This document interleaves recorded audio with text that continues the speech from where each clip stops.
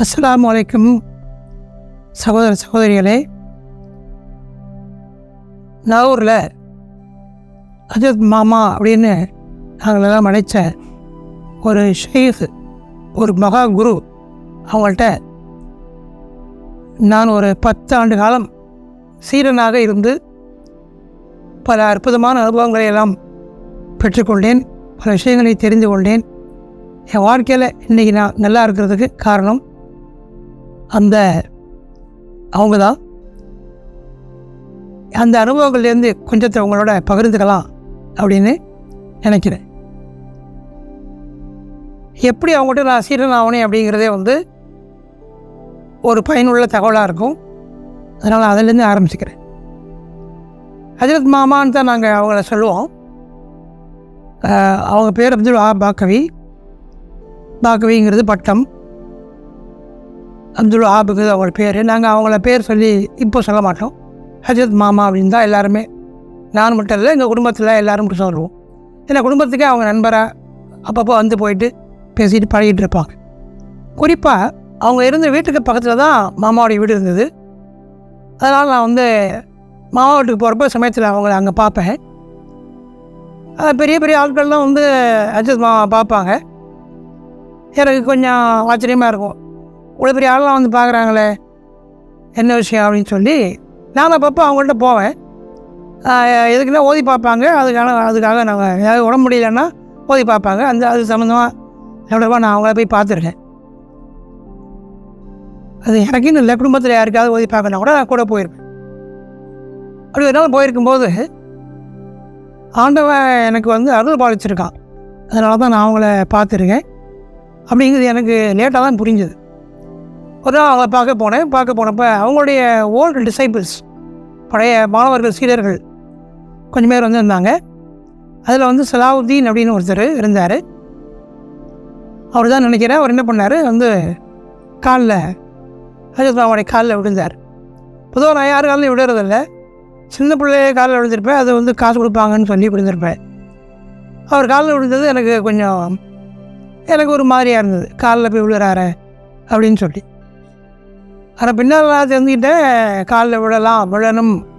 ரசூலுல்லாஹ் காலில் பல பேர் விழுந்திருக்காங்க. யூதர்கள் விழுந்திருக்காங்க, முஸ்லீம்கள் விழுந்திருக்காங்க. ரசூலுல்லாஹ் தடுக்கல. அது அவங்க காலை தொட்டு கல்லில் வச்சுருக்காங்க. அதில் தான் வரலாற்றில் ஆதாரங்கள் இருக்கு. சரி, அவர் சலாவுதீன் காலில் விழுந்தார். காலில் விழுந்துட்டு ஒரு மேட்ரு சொன்னார். அப்போ நான் பிஏ ஆங்கில இலக்கியம் 3ஆவது ஆண்டு படிச்சுட்ருக்கேன் ஜமால் முஹம்மது கல்லூரியில். அவர் கேள்வி கேட்டார். அந்த கேள்வி கேட்டோன்னே எனக்கு உள்ளுக்குள்ளே சிரிப்பாக ஆகுது. அவர் என்ன கேட்டார்னா, ஹஜரத் நான் ஒரு பீரோ வாங்கியிருக்கேன். அந்த பீரோவை எங்கே வைக்கணும், வீட்டில் எந்த இடத்துல ஃபிக்ஸ் பண்ணணும் அப்படின்னு கேட்டார். இந்த கேள்வி ரொம்பவும் அபத்தமான கேள்வியாக எனக்கு தெரிஞ்சது. ஒரு பீரோ வாங்கியிருக்கேன், அது எந்த இடத்துல நல்ல இடம் இருக்கோ அங்கே வைக்க வேண்டியதானே. இது ஒரு கேள்வியா? இதில் என்ன ஒரு விஞ்ஞானபூர்வமான இது ஒரு கேள்வியே அல்ல, முட்டாள்தனமான கேள்வியாக இருக்கு. ஹஜரத் மாமா என்ன பதில் சொல்ல போகிறாங்க அப்படின்னு அதுலேயும் ரொம்ப ஆர்வமாக இருந்தது. ஹஜரத் மாமா ஒரு கேல்குலேட்டர் மாதிரி கொஞ்சம் பெருசாக ஒன்று வச்சுருப்பாங்க. அதில் அது டேப் மாதிரி இருக்கும். அதை அப்படி தட்டி பார்ப்பாங்க. அதை பற்றி நான் பின்னால் பல ஆண்டுகளுக்கு பிறகு கேட்டிருக்கேன். அவங்க சொல்லியிருக்காங்க, அது ஒன்றும் இல்லைப்பா, அதுதான் என் மனசு. ஒன்றுக்கு யோசிச்சு நான் பதில் சொல்லிருக்க முடியாது, அதனால் என் மனசை அதில் வச்சுட்டேன். அதை தட்டி கேட்டால் அது பதில் சொல்லணும், அது என் மனசு சொல்கிறதா அப்படின்னாங்க. அது என்னன்னு எனக்கு இன்றைக்கி வரைக்கும் புரியலன்னு வச்சுக்கோமே. அப்போ ஹஜரத் அந்த டேப்பை வச்சுட்டு ஏதோ தட்டி பார்த்தாங்க. பார்த்துட்டு ஏதோ ஒரு பக்கம் கிழக்கோ மேற்கோ குறிப்பிட்டு இந்த பக்கத்தில் வை அப்படின்னு சொன்னாங்க. அவரும் பவ்யமாக அதை மரியாதையாக கேட்டுக்கிட்டார். எனக்கு உள்ளார அப்படியே ஆர்வம் குதிக்க ஆரம்பிச்சிருச்சு. இதை பற்றி கேள்வி கேட்கணும் மாமாட்ட அப்படின்னு. அவர் போன பிறகு அவர் போன அன்றைக்கோ இல்லை இன்னொரு நாளோ, அதே மாதிரி 100 நாளாக தான் இருக்கும். ஏன்னா நான் எப்போவுமே ஒரு கேப் கொடுத்து தான் நான் மாமாட்ட எதுவும் கேட்பேன். அப்போ ஒரு நாள் கேட்டேன் மாமாட்ட, மாமா அன்றைக்கி சீரர் வந்தார், உங்கள் காலில் விழுந்தார், அப்புறம் ஹஜரத் ஒரு பீரோ வாங்கியிருக்கேன், அது எங்கே வைக்கணும்னு கேட்டார். நீங்களும் ஏதோ ஒரு கணக்கு மாதிரி போட்டு பார்த்துட்டு இங்கே வைங்க அப்படின்னு சொன்னீங்க. அது சயின்டிஃபிக்கா அப்படின்னு கேட்டேன். நான் அடக்கும் போல் ஃபில்ட்ரு வச்ச சிகரெட்டில் ஒரு தம்மை எடுத்துட்டு என்னை பார்த்து கொஞ்சம் நேரம் சிரித்தாங்க. சித்து நீ என்ன படிக்கிற அப்படின்னு கேட்டார். நான் சொன்னேன், நான் பிஏ இங்கிலீஷ் லிட்ரேச்சர் 3ஆம் வருஷம் படிக்கிறேன். அப்படியா, லிட்ரேச்சர்னால் என்ன அப்படின்னு கேட்டேன். அப்போ நான் வந்து கொஞ்சம் பந்தாக சொன்னேன், மாமா லிட்ரேச்சர்னால் அதில் நிறையா இருக்குது. பொய்ட்ரி இருக்குது, ட்ராமா இருக்குது, ஷேக்ஸ்பியர் இருக்குது, நாவல் இருக்குது, எஸ்ஏஸ் இருக்குது. அதெல்லாம் வந்து ஒரு 2-3 வருஷம் படித்தா ஒரு ஐடியா வரும் அப்படின்னு நான் சொன்னேன். அப்போ அதுக்கு நான் சொன்னாங்க, கரெக்ட், நீ சொல்கிறத நான் ஒத்துக்கிறேன். நான் இது வேலையை 10-15 வருஷம் பண்ணிகிட்ருக்கேன். நீ வா உள்ள 3 வருஷம் என் கூட இரு, சொல்லித்தரேன். அதுக்கப்புறம் கேள்வி கேளு, வெளியே வந்துட்டு கேள்வி கேட்காத அப்படின்னு சொன்னாங்க. செருப்பால் அடித்த மாதிரி இருந்தது. So logical, so convincing. Correct அவங்க சொன்னது. அப்புறம் என்னமோ கேட்டியா, என்னது சயின்டிஃபிக்காக நான் கேட்டேன். அது என்னது, எந்த சயின்ஸு?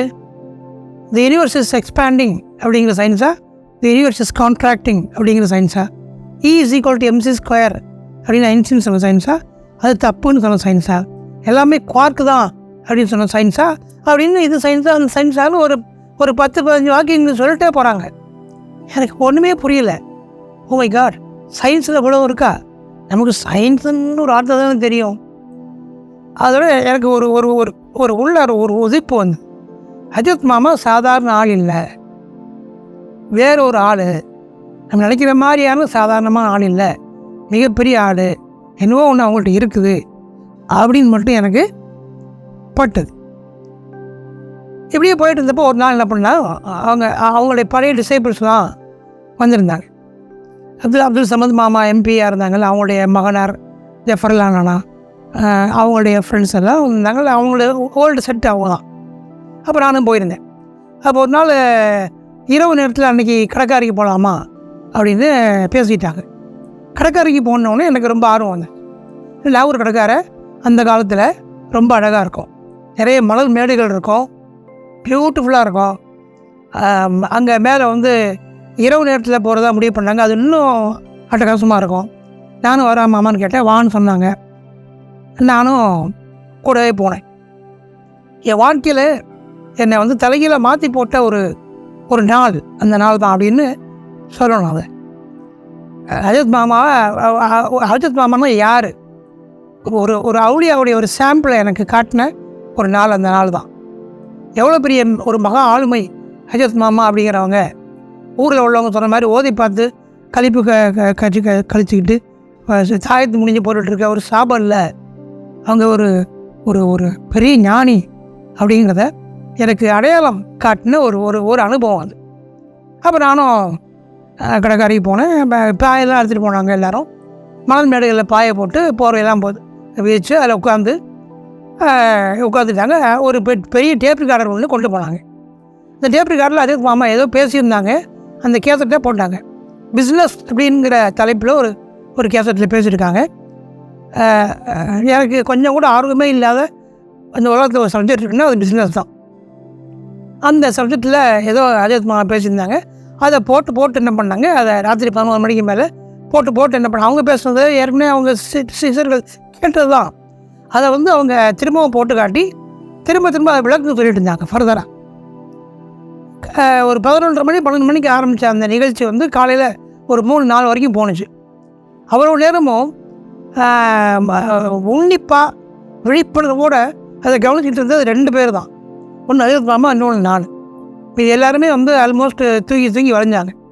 எனக்கு ஒன்று மட்டும் புரிஞ்சுது, அஜித் மாமா பிஸ்னஸ் பற்றி சொன்ன அந்த மேட்டர்களை மட்டும் ஒருத்தர் பின்பற்றி பிஸ்னஸ் பண்ணார்னா ஒரு 6-7 மாதத்தில் பில்கேட்ஸ் மாதிரி ஆயிடுவான். அப்போ எனக்கு ஒன்று புரிஞ்சது, இவங்க சாதாரண மனிதர் இல்லை, ஒரு அசாதாரணமான மனிதர். அவங்கள்ட்ட உள்ள விஷயங்களை வந்து சொல்ல முடியாத அளவுக்கு அவங்கள்ட்ட நிறைய விஷயங்கள் இருக்குது. ஒரு பெரிய ஞானி, நம்ம நினைக்கிற மாதிரி அவங்க வந்து சாதாரணமான ஆள் இல்லை, நம்ம தப்பு பண்ணிட்டோம், இவங்க பெரிய ஞானி அப்படிங்கிறது மட்டும் எனக்கு புரிஞ்சுது அந்த கேசட்லேருந்து. நான் என்ன பண்ணேன், அதுலேருந்து அஜித் மாமாவோட டெய்லி போனேன். போய் என்ன பண்ணுவேன்னா ஒரே ஒரு ரிக்வெஸ்ட் தான், ஆமாம் நிறைய கேசட் பேசுகிறீங்களாம்ல, எனக்கு கொஞ்சம் கொடுக்க சொல்லுங்கன்னு கேட்பேன். அவங்க என்கிட்ட இல்லையப்பா, இல்லை அவங்கள்ட்ட தான் இருக்குது, நான் கேட்டு வாங்கி தரேன் சொல்கிறேன் அப்படின்னு சொல்லுவாங்க. இப்படி சொன்னாங்க. நான் ஊருக்கு போகிறப்பெல்லாம் வந்து என்ன பண்ணுவேன், மறக்காமல் மாமாட்ட போய் அதை கேட்டுட்டு தான் கேட்பேன். அவங்களும் இப்போ வழக்கம் போல் தெம்படுத்திட்டு பார்க்கலாம், தரேன், என்கிட்ட இல்லை இருந்தால் கொடுத்துருவேன், அவங்க வரட்டும் அப்படின்னு சொல்லிட்டு இருந்தாங்க. என்கிட்ட ஒரு ஒரு ஒரு ஒரு குவாலிட்டி இருக்குது. என்ன ஒன்று கிடைக்கணும்னு சொன்னால் விடாப்பிடியாக அது மேலே வந்து உடம்புப்படியாக பிடிச்சிக்குவேன். இந்த கேசட் கொடுங்க அப்படின்னு மாமாட்ட நான் வந்து ஏறத்தாழ 2 ஆண்டுகள் கேட்டிருக்கேன் தொடர்ந்து. எப்போல்லாம் வந்து லீவு கிடைக்குதோ காலேஜ்லேருந்து அப்போல்லாம் நேராக அஜத் மாமாட்டுக்கு போயிட்டு ஊருக்கு போயிட்டு வந்த பிறகு நான் ஊரில் கேட்டுட்டு தான் கேட்பேன் போய். அதுக்கப்புறம் ஒரு 2 வருஷம் இதே மாதிரி போயிடுச்சு. 2 வருஷம் கழிச்சு ஒரு நாள் இது மறுபடியும் கேட்டுட்டு கேட்கறதுக்காக போயிருக்கேன். அப்போ சலாவுத்தீன் அப்படின்னு ஒரு சீனியர் அவருங்க வந்திருந்தார். நான் வழக்கம் போல் போய் மாமா கேசட்டு அப்படின்னு கேட்டேன். அப்போ அது மாமா வந்து வழக்கம் போல் தம் எழுதிட்டு கேசட்டு கேட்டே இருக்காம்பா, கேசட்டு தான் கூட அவனுக்கு அப்படின்னு அவங்க சொன்னாங்க. அது சொன்னார், இருக்கு மாமா எல்லாம் மெட்ராஸில் இருக்குது அப்படின்னு சொன்னார். அவர் நாகப்பட்டினத்துலேருந்து வரார். நான் சொன்னேன் மெட்ராஸுக்கு நான் போய் வாங்கிக்கிறேன் மாமா அப்படின்ற உடனே. ஏன்னா எனக்கு ஒரு விஷயம் கிடைக்கணும்னா நான் அதுக்காக என்னாலும் செய்வேன். அப்போ அவர் கூடயே மெட்ராஸ் போயிட்டேன். மெட்ராஸ் வந்தாலும் என்ன பண்ணார், எங்கள் ஒரு ட்ரிபிளிகே நினைக்கிறேன், அங்கே அது ஒரு ஏரியாவில் அங்கே இருந்தார். எனக்கு வந்து ஒரு 10 கேசட்டுகள் கொடுத்தார். அவர்கிட்ட 40 கேசட்டுகள் மேலே இருந்தோம். முதல்ல 10 கேசட்டுகள் கொடுத்து இதை கேளுங்க அப்படின்னு சொன்னார். நான் உடனே என்ன பண்ணேன், 10 கேசட்டையும் ரெக்கார்டிங் பண்ணிட்டு அதில் ரிலாக்ஸேஷன் அப்படின்னு ஒரு 3 கேசட், ஆட்டோ சஜஷன் அப்படின்னு ஒரு 2 கேசட், அதில் ஒரு கேசட்டை மட்டும் நான் கேட்டேன். அது என்னை வந்து அப்படி தலைக்கீழ புரட்டி போட்டுருச்சு. ஹஜரத் மாமா நம்ம சொல்லிகிட்டு இருக்க ஒரு மனிதர் சாதாரண மனிதர் இல்லை, ஒரு மாபெரும் இறை நேசர் அப்படிங்கிறது மட்டும் எனக்கு புரிஞ்சுது. அந்த பிஸ்னஸுங்கிற கேசட்டை ஏற்கனவே கேட்டேன் இல்லையா, அதுலேயே எனக்கு புரிஞ்சு போச்சு. இப்போ ஹஜரத் மாமா கொடுத்த கேசட்டை இந்த ஆட்டோ சர்வீஸெல்லாம் கேட்கும்போது அப்படியே உள்ளெல்லாம் வந்து ஒரு புல் அரிச்சு போச்சு எனக்கு. அந்த மாதிரி வந்து எனக்கு எதோ கிடைக்கக்கூடாத ஒரு பெரிய அருட்கொடை உண்மைதான். அது அந்த அருட்கொடை எனக்கு கிடைச்சிருச்சுன்றது எனக்கு புரிஞ்சிருச்சு. அப்போ இந்த 10 கேசட்டை ரெக்கார்டிங் பண்ணிட்டு மீதி 30 கேசட் இருக்கு அவர்கிட்ட. அதனால் நம்ம என்ன பண்ணுவோம், அதையும் வாங்கிடுவோம்னு சொல்லி ஆர்வத்தில் அவர்கிட்ட 10 கேசட்டை கொடுக்கலாம்னு போகிறேன். அவர் வந்து மௌத்தா போயிட்டார், இறந்துட்டார். அதனால் அந்த கேசட்டுகளை வந்து என்னால் வந்து பெற முடியலை. ஏன்னா டிஃப்ரெண்ட் டாபிக்ஸில் 100க்கு மேற்பட்ட கேசட்டுகளை அவங்க பேசியிருந்தாங்க அப்படின்னு நான் கேள்விப்பட்டேன். அதுக்கு பிறகு நான் என்ன பண்ணேன், இப்போ தெரிஞ்சு போச்சு அஜத் மாமானா யாருன்னு சொல்லி. பாசனத்துடைய ஹேரர் மட்டும் இல்லை, அந்த வழியில் கரெக்டாக வரக்கூடிய ஒரு பெரிய விலாயத்து பெற்ற ஒரு இறை நேசர்னு தெரிஞ்சு போச்சு. நேராக போய் என்ன பண்ணேன், அந்த கேசட்டுகள் கேட்ட பிறகு எனக்குள்ளே நான் மாறிட்டேன். ஏற்கனவே இருந்த ரஃபி இல்லை. இப்போ நான் போய் என்ன பண்ணேன், மெதுவாக அவங்க காலை மேலே கையை வச்சு என் கண்ணில் ஒத்திக்கிட்டு ஒரு ரிக்வஸ்ட் வச்சேன், ஆமாம் எனக்கு ஏதாவது பயிற்சி கொடுங்க அப்படின்னு கேட்டேன். வழக்கம் போல் தம் வச்சுட்டு மூச்சு பயிற்சி பண்ணேன் அப்படின்னாங்க. அதுக்கப்புறம் மூச்சு பயிற்சி இப்போ என்ன பண்ணணும் எப்படி பண்ணணும்னு எனக்கு சொல்லி கொடுத்தாங்க. இதுதான் ஹஜரத் மாமாவுக்கும் எனக்கும் ஏற்பட்ட மோதலுக்கு பிறகு ஏற்பட்ட காதல் வச்சுக்கோமே. மோதல் அவங்களுக்கு ஏற்படலை, எனக்கு தான் ஏற்பட்டது. நான் தப்பாக நினச்சிட்டு இருந்து அப்புறம் எனக்கு ஆண்டவன் புரிய வச்சான். அதுக்கு என்ன காரணம் அப்படின்னா, ஆண்டவன் என் மேலே ஏதோ ஒரு கருணையாக இருந்திருக்கான், நான் சரியாக வந்துடணும் டைப்பில் அப்படின்னு அந்த அருள் பாலிக்கப்பட்ட குரூப்பில் நான் இருந்திருக்கேன். அதனால தான் அதே போய் நான் வந்து பார்த்து அவங்கள்ட்ட வந்து டிசைபிளாக இருக்கக்கூடிய வாய்ப்புகளை நான் பெற்றேன். இப்போ நான் டிசைபிள் ஆகிட்டேன். எனக்கு முதல்ல மூச்சு பயிற்சின்னு ஒன்று கொடுத்தாங்க. இது அஜத் அம்மா எனக்கு கொடுத்தா முதல் பயிற்சி. அப்புறம் ஃபோக்கஸில் பயிற்சி கொடுத்தாங்க. அப்புறம் ஜம்முன்னு கொடுத்தாங்க. நான் ஒரு 10-15 பேர் அந்த குரூப்பில் இருந்தோம். நான் ஊருக்காரங்க, நானும் என்னுடைய நண்பர் ஃபெரோஸ்கான்ங்கிற பேராசிரியர் ஹாம்பூர்லேருந்து நாங்கள் வாரம் சனிக்கிழமை வெள்ளிக்கிழமை இரவு கிளம்பி சனிக்கிழமை வந்துடுவோம். சனிக்கிழமை மகரிப்புக்கு பிறகு மாமா வந்து அந்த 10 பேரையும் கூப்பிட்டு பேசுவாங்க. நாங்களே அவங்க பேசுகிறத ரெக்கார்டிங் பண்ண ஆரம்பிச்சிட்டோம். அவங்க 10-10 மணிக்கு எல்லோரும் போயிடுவாங்க. அதுக்கு பிறகு நானும் ஃபெரோஸ்கான் மட்டும் தான் இருப்போம். ஃபஸ்ட் செஷன் முடிஞ்சிடும். அதுக்கப்புறம் தான் செகண்ட் செஷன் ஆரம்பிக்கும். இந்த செஷன் தான் ரொம்பவும் அதிகமான உயிரோட்டம் உள்ள செஷனாக இருக்கும். மிக மிக முக்கியமான சப்ஜெக்ட்லாம் அப்போ தான் பேசுவாங்க. அதையெல்லாம் நான் மட்டும் தான் ரெக்கார்டிங் பண்ணிட்டுருக்கேன். இந்த மாதிரி வந்து ஏறத்தாழ 70க்கும் மேற்பட்ட கேசட்டுகள் நான் அஜத் மாமா பேசி நான் வந்து ரெக்கார்டிங் பண்ணேன். அஜத் மாமாவோட நான் கிட்டத்தட்ட ஒரு 10 ஆண்டு காலம் கூடவே இருந்திருப்பேன், அவங்க 46 வரைக்கும். அப்போ வந்து என் வாழ்க்கையில் அவங்க நிகழ்த்தின அற்புதங்கள் நிறைய. என் வாழ்க்கையில் எனக்கு மற்றவங்களுக்கு நிகழ்த்திய அற்புதங்களை நான் வந்து கூட இருந்து சாட்சியாக இருந்து பார்த்துருக்கேன். அதில் வந்து ஒரு சிலதை மட்டும் இங்கே நான் பகிர்ந்துக்க விரும்புகிறேன். இது நம்புறதுக்கே கஷ்டமாக இருக்கும், கடினமாக இருக்கும். மிராக்கிளே அப்படி தானே, நம்புறதுக்கு கடினமாக தான் இருக்கும். ரசூலுல்லாஹ்வுடைய தோழர்கள் 2 பேர் வந்து ஈராக்கில் அடக்கமாயிருந்தாங்க. 1000 வருஷங்கள் அவங்க அடக்கமாகி 1000 வருஷத்துக்கு மேலே. அது பிறகு அந்த கனவுல வந்து உதைஃபா அவர்களும் ஜாபீர் இப்னு அப்துல்லா அவர்களும் கனவுல வந்து கீழே அந்த டைகிரிஸ் நதியோடைய தண்ணி வந்து எங்கள் கபரில் பூந்துருச்சு, வந்து எடுத்து எங்களை வேறு இடத்துல அடக்கம் பண்ணுங்கன்னு சொன்னாங்க. அந்த அரசருக்கு 3 நாள் அந்த செய்தியை போய் சொன்ன பிறகு அதுக்கப்புறம் வந்து ஒரு அனௌன்ஸ் பண்ணி எல்லாருக்கும் பப்ளிக்காக அனௌன்ஸ் பண்ணி அதை வந்து ஃபோட்டோலாம் எடுத்தாங்க. அந்த ஆயிரக்கணக்கான ஆண்டுகள் 1000 ஆண்டுகளுக்கு பிறகு 1300 வருஷம் இருக்கும் அது இறந்து போய் அந்த கபரை தோணுனாங்க. அன்னி தான் மொத்தம் அப்படியே அடக்கம் பண்ண மாதிரி அந்த 2 உடம்புகளும் அப்படியே அழியாமல் அப்படியே இருந்தது. அதை அப்படியே தூக்கி வேறு இடத்துல அடக்கம் பண்ணாங்க. இது பாகிஸ்தான், அப்போல்லாம் வீடியோலாம் வரல, பாகிஸ்தான் பற்றிகளை செய்தியாலும் வந்தது. அதனால் ஞானிகள் பெரும்பாலும் சம்மந்தப்பட்டவங்க யாருமே வந்து உடனால் ஒரு காலத்தில் உடம்பு விட்டு போயிடுவாங்க. ஆனால் அவங்க உடம்போடு அப்படியே தான் எந்த மாற்றமும் இல்லாமல் இன்றைக்கி வரைக்கும் என்றைக்கும் உலக முடிய நாள் வரைக்கும் இருப்பாங்க அப்படிங்கிறதா நிரூபிக்கப்பட்ட ஒரு சத்தியமாகும். ஹஜரத் மாமாவுக்கும் அதே தான். இப்போ ஒரு நாள் நாங்கள் எல்லாம் உட்காந்துருக்கும்போது ஹஜரத்து அப்படின்னு அழுகிட்டே ஒருத்தர் உள்ளே வந்தார். அழுதுகிட்டே வந்தார். நாவூர்கார் தான் அவர் வந்து நாங்கள்லாம் இப்போ உள்ளே உட்காந்துருவோம். வந்து என்ன ஹஜரத் மாமா வழக்கம் போல் இந்த ஈஸி சேரில் உட்காந்துட்டு தம்மை இழுத்துட்டு ஃபீல்டர் வச்சு தான் தம்மை இழுப்பாங்க. என்னன்னு கேட்டாங்க. அப்போ அவருடைய சொந்தக்கார உறவினர் ஒருவருக்கு உடம்பு சரியில்லை. அவர் சிங்கப்பூர்லேயே இருந்தவர். சிங்கப்பூரில் உள்ள மருந்து மாத்திரைகளை சாப்பிட்ருக்காரு. இப்போ இந்தியாவுக்கு வந்துட்டார், நாவூருக்கு வந்துட்டார். இந்தியாவில் அதுக்கு ஈக்குவலட் அதே மருந்து இருக்காது, அது ஈக்குவலட்டான மருந்து கண்டிப்பாக இருக்கும். ஆனால் அவர் சிங்கப்பூர் மருந்து தான் வந்து தனக்கு ஒத்துக்கும் அப்படிங்கிற ஒரு மனநிலையில் அவர் இருந்திருக்கார். அதனால் சிங்கப்பூரில் உள்ள மருந்து தான் வேணும்னு அவர் அப்படியாத முடிகிறார். இன்னொரு டாக்டர்களும் அந்த மருந்தே குடிச்சிருங்க, அவருக்கு அதான் அவருக்கு சரியாக வரணுங்கிற மாதிரி இதை சொல்லிட்டாங்க போல தெரியுது. அப்போ அவர் வந்து என்ன பண்ணுறாரு, சிங்கப்பூர் மருந்து வேணும்னு கேட்டு ஹஜரத் மாமாட்ட வந்திருக்காரு. எனக்கு ரொம்ப ஆர்வம் அதிகமாகிடுச்சு. நம்ம இருக்கிறது நாகூரில், அவர் கேட்குற மருந்து சிங்கப்பூர் மருந்து. சிங்கப்பூர் கடைகளெல்லாம் அது கிடைக்காது, இவர்களில் குட்ஸ் தான் கிடைக்கும், மருந்து கிடைக்காது. ஸோ சிங்கப்பூர் மருந்து யாரையும் வச்சு வைக்க போகிறா, யாரும் வைக்க மாட்டாங்க. இப்போ சிங்கப்பூர்லேருந்து மருந்து வரணும், ஹஜரத் மாமா என்ன செய்ய போகிறாங்க அப்படின்னு எனக்கு ஆர்வம் ரொம்ப அதிகமாகிடுச்சு. ஹஜரத் மாமா என்ன சொன்னாங்க, நம்ம கூட பக்கம் போல் எந்த விதமான ஆச்சரியமும் இல்லாமல் அப்படியே என்ன பண்ணாங்க, சிங்கப்பூர் டாலர் இருக்கா அப்படின்னு கேட்டாங்க. அப்படி இந்த கேள்வி கேட்டவுடனே என்னுடைய ஆர்வம் அதிகரிச்சிருச்சு. ஏன்னா ஏதோ செய்ய போகிறாங்க, அற்புதம்னு தெரிஞ்சு போச்சு. என்ன பண்ணேன், ரொம்ப அலர்ட்டாக கவனிக்க ஆரம்பித்தேன். சிங்கப்பூர் டாலர்லாம் நாகூரில் எப்போவுமே கிடைக்கும், எல்லா ஊர் பணமும் கிடைக்கும், நாட்டு பணமும் கிடைக்கும்.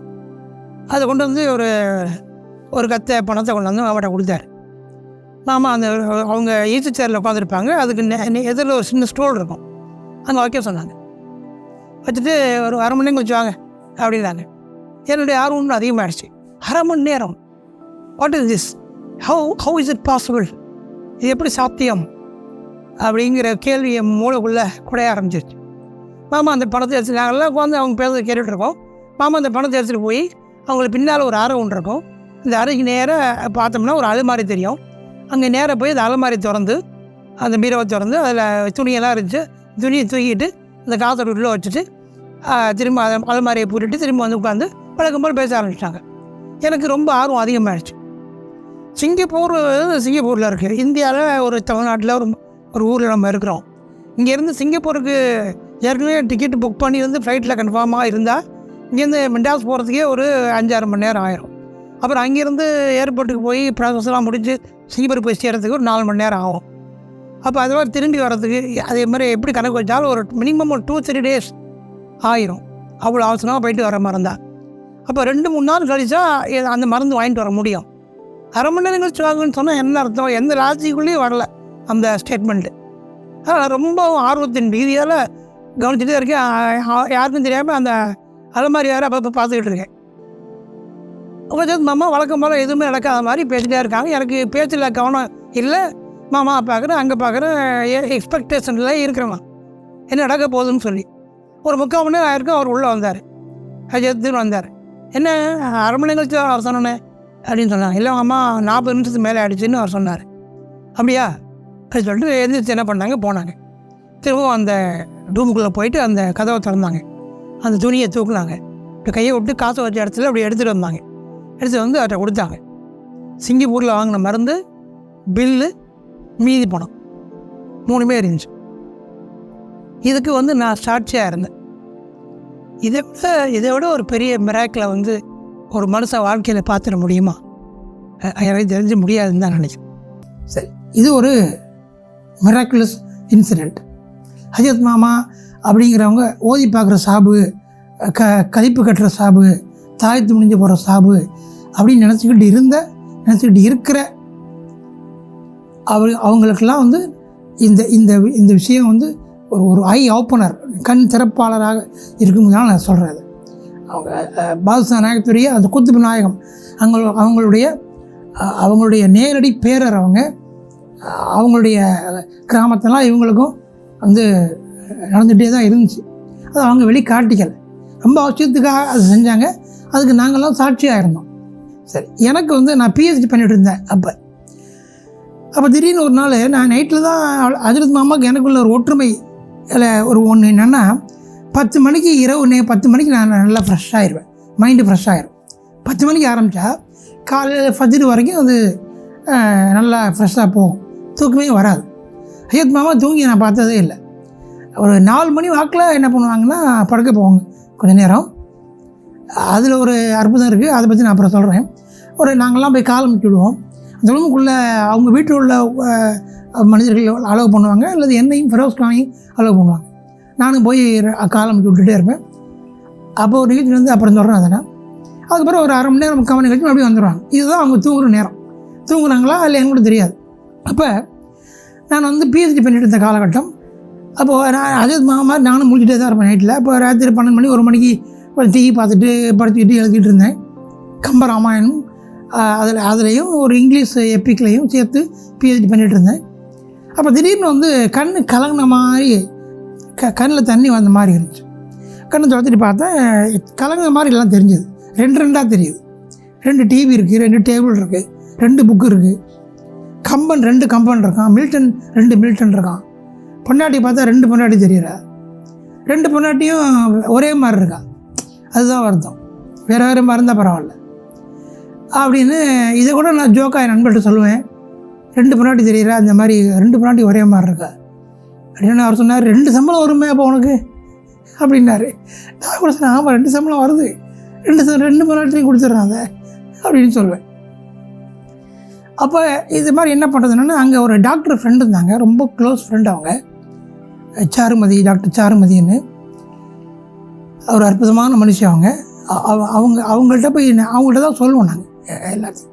அவங்க சொன்னாங்க, கண் பிரச்சனை உடனே கவனிக்கணும் அப்படின்னு சொல்லி என்ன பண்ணாங்க, வேலூரில் உள்ள ஒரு பாப்புலர் ஐ கிளினிக் அப்படின்னு ஒரு கிளினிக் இப்போ கூட இருக்குது, அங்கே அனுப்பி விட்டாங்க. நான் அங்கே போய் பார்த்தேன். அவங்க ரொம்ப வேகமாக சில டெஸ்ட்டுகள்லாம் பண்ணாங்க. ரொம்ப கமர்ஷியலாக பண்ண மாதிரி எனக்கு தெரிஞ்சுது. எல்லா டெஸ்ட்டும் பண்ணிவிட்டு கண்ணில் ரெட்டினால் ஏதோ கட்டி மாதிரி இருக்குது, தண்ணி மாதிரி கட்டிகிட்ருக்கு, அதுக்கு அது சென்ட்ரல் சீரியஸ் ரெட்டினோபதி அப்படின்னு ஒரு பேரை வச்சாங்க. இந்த பேரை வச்சு தானே வந்து ஆங்கில உள்ள மருத்துவ உலகம் நம்மளை பயமுறுத்தி பிழைச்சிக்கிட்டு இருக்குது. நமக்கு புரியாத பேர் வச்சுருவானுங்க. அதாவது ரெட்டினால் கட்டியாக இருக்குது, தண்ணி கட்டிகிட்ருக்கு, அவ்வளோதான் தமிழில். அதுக்கு சென்ட்ரல் சீரியஸ் ரெட்டினோபதி அப்படின்னு சொல்லி அவங்களை பயமுறுத்தி, என்னை பயமுறுத்த முடியல அப்படி சொல்லி அனுப்பிவிட்டேன். அவங்க ரொம்ப வேகமாக பார்த்ததுனால நான் நினச்சேன், ஒரு கமர்ஷியலாக சீக்கிரம் அடுத்த ஆளை பார்க்கணுன்னு அவங்க இந்த மாதிரி பார்த்தாங்களோ அப்படின்னு சொல்லி என்ன பண்ணேன், நான் டாக்டர்கிட்ட வந்து திரும்பவும் அவங்க பார்த்த வேகம் எனக்கு வந்து ரொம்ப கமர்ஷியலாக தெரிஞ்சுது. கொஞ்சம் நிதானமாக பார்க்குற வேறு ஹாஸ்பிட்டல் யாராவது இருந்தால் தெரிஞ்சால் சொல்லுங்கன்னு சென்னையில் ஒரு ஹாஸ்பிட்டலில் ரெஃபர் பண்ணாங்க.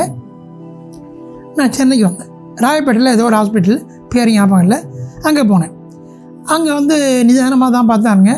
கரையில் கண்ணில் அந்த ட்ராப் போட்டு விட்டு 2-3 மணி நேரம் கழித்து தான் வந்தான். எல்லாம் பண்ணி நிதானமாக எல்லாம் டெஸ்ட் பண்ணி முடிச்சுட்டு அவங்க சொன்னாங்க, அவங்க அவசரமாக பார்த்தாங்கல்ல வேலூரில், ஆமாம் அது கரெக்டு தான், தண்ணியாக இருந்தது உங்கள் கண்ணில் ரெட்டினால், இப்போ அது கட்டி ஆகிடுச்சு, இப்போ என்ன பண்ணலாம் அப்படின்னப்ப, இப்போ என்ன பண்ணலான்னா அந்த கட்டியை வந்து நாங்கள் நாளைக்கு காலையில் வாங்க ஒரு டை இன்ஜெக்ட் பண்ணுவோம், அதில் அது உங்கள் கண் வரைக்கும் போகும், அது வந்து டு வாட் எக்ஸ்டென்ட் ஒரு ஐ இஸ் அஃபெக்டட், எந்த அளவுக்கு கண் பாதிக்கப்பட்டிருக்கு அப்படின்னு தெரியும். அதுக்கப்புறம் தான் நாங்கள் என்ன ட்ரீட்மெண்ட்டு, லேசர் சிகிச்சையா இல்லை அறுவை சிகிச்சையா மருந்து மாத்திரையா அப்படின்னு முடிவு பண்ண முடியும் அப்படின்னு அவங்க சொன்னாங்க. எனக்கு பயம் வந்துடுச்சு. என்னென்னா ஊசி போடுறதுன்னு ஸ்கூலில் படிக்கும்போது ஊசி போட வருவாங்க முனிசிபாலிட்டிலேருந்து. அப்போயே நான் ஜம்ப் பண்ணி ஓடி போய் கக்கூஸில் போய் ஒளிஞ்சுக்குவேன். அது மாதிரி எனக்கு பிடிக்காது அதெல்லாம். அப்புறம் என்ன பண்ணுவேன், இன்ஜெக்ட் பண்ணுவேன்னா கை வழியாக ஏதாவது ஊசி மாதிரி ஏதோ விட்டு அப்படியே கண் வரைக்கும் அது போகும் போல் இருக்குது அப்படின்னு நான் கற்பனை பண்ணிட்டேன் முட்டாள்தனமாக. அப்போ தான் ஹஜ்ரத் மாமா ஞாபகமே இருந்துச்சு. ஹஜ்ரத் மாமா இருக்காங்களே அவங்கள்ட்ட தான் சொல்லணும், நம்ம தேவையில்லாமல் இங்கே சொல்லிட்டோமேன்னு சொல்லி அப்போ ஹஜ்ரத் மாமாவுக்கு ஃபோன் பண்ணேன். அப்போ ஹஜ்ரத் மாமா லக்கீலி மெட்ராஸுக்கு தான் வந்திருந்தாங்க. அங்கே வந்து ஏதோ ஒரு ராயபுரம் மொழி ஏரியாவில் யாரோ ஒரு டிசைபிள், அந்த டிசைபிள் யாருன்னா சவுதிக்கு போகிறவங்களுக்கெல்லாம் டெஸ்ட் பண்ணி அனுப்பும் டாக்டர். அந்த டாக்டர் வந்து மாமாவுக்கு டிசைபிள். இப்போ டாக்டர்கள் மாமாவுக்கு டிசைபிள் வந்திருக்காங்க. அவர் வீட்டில் தான் வந்து மாமா தங்கியிருக்காங்க. அப்போ அந்த ராயபுரத்துக்கு நான் வர சொன்னாங்க. மேட்ரு சொன்னேன். அப்படியா சரிவா அப்படின்னாங்க. நான் வந்து ஒரு ஆட்டோவில் போகிறேன். மழை பெய்யுது, கடுமையான மழை, தொப்பலாக நினைஞ்சு போகிறேன்.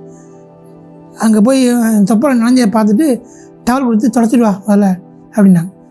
தொடச்சிட்டு வந்தேன். தொடச்சிட்டு வரும் பாரு உட்காந்தேன். மேட்டர்லாம் சொன்னேன். அங்கே கேட்டாங்க, ஆப்ரேஷன் அதெல்லாம் வேணாம்ப்பா, வந்து மாத்திரம் சாப்பிட்டுக்க, ஆப்ரேஷன்லாம் வேணாம், மறக்கின்ற ஞானத்தை பயன்படுத்து அப்படின்னாங்க. மறக்கின்ற ஞானமா?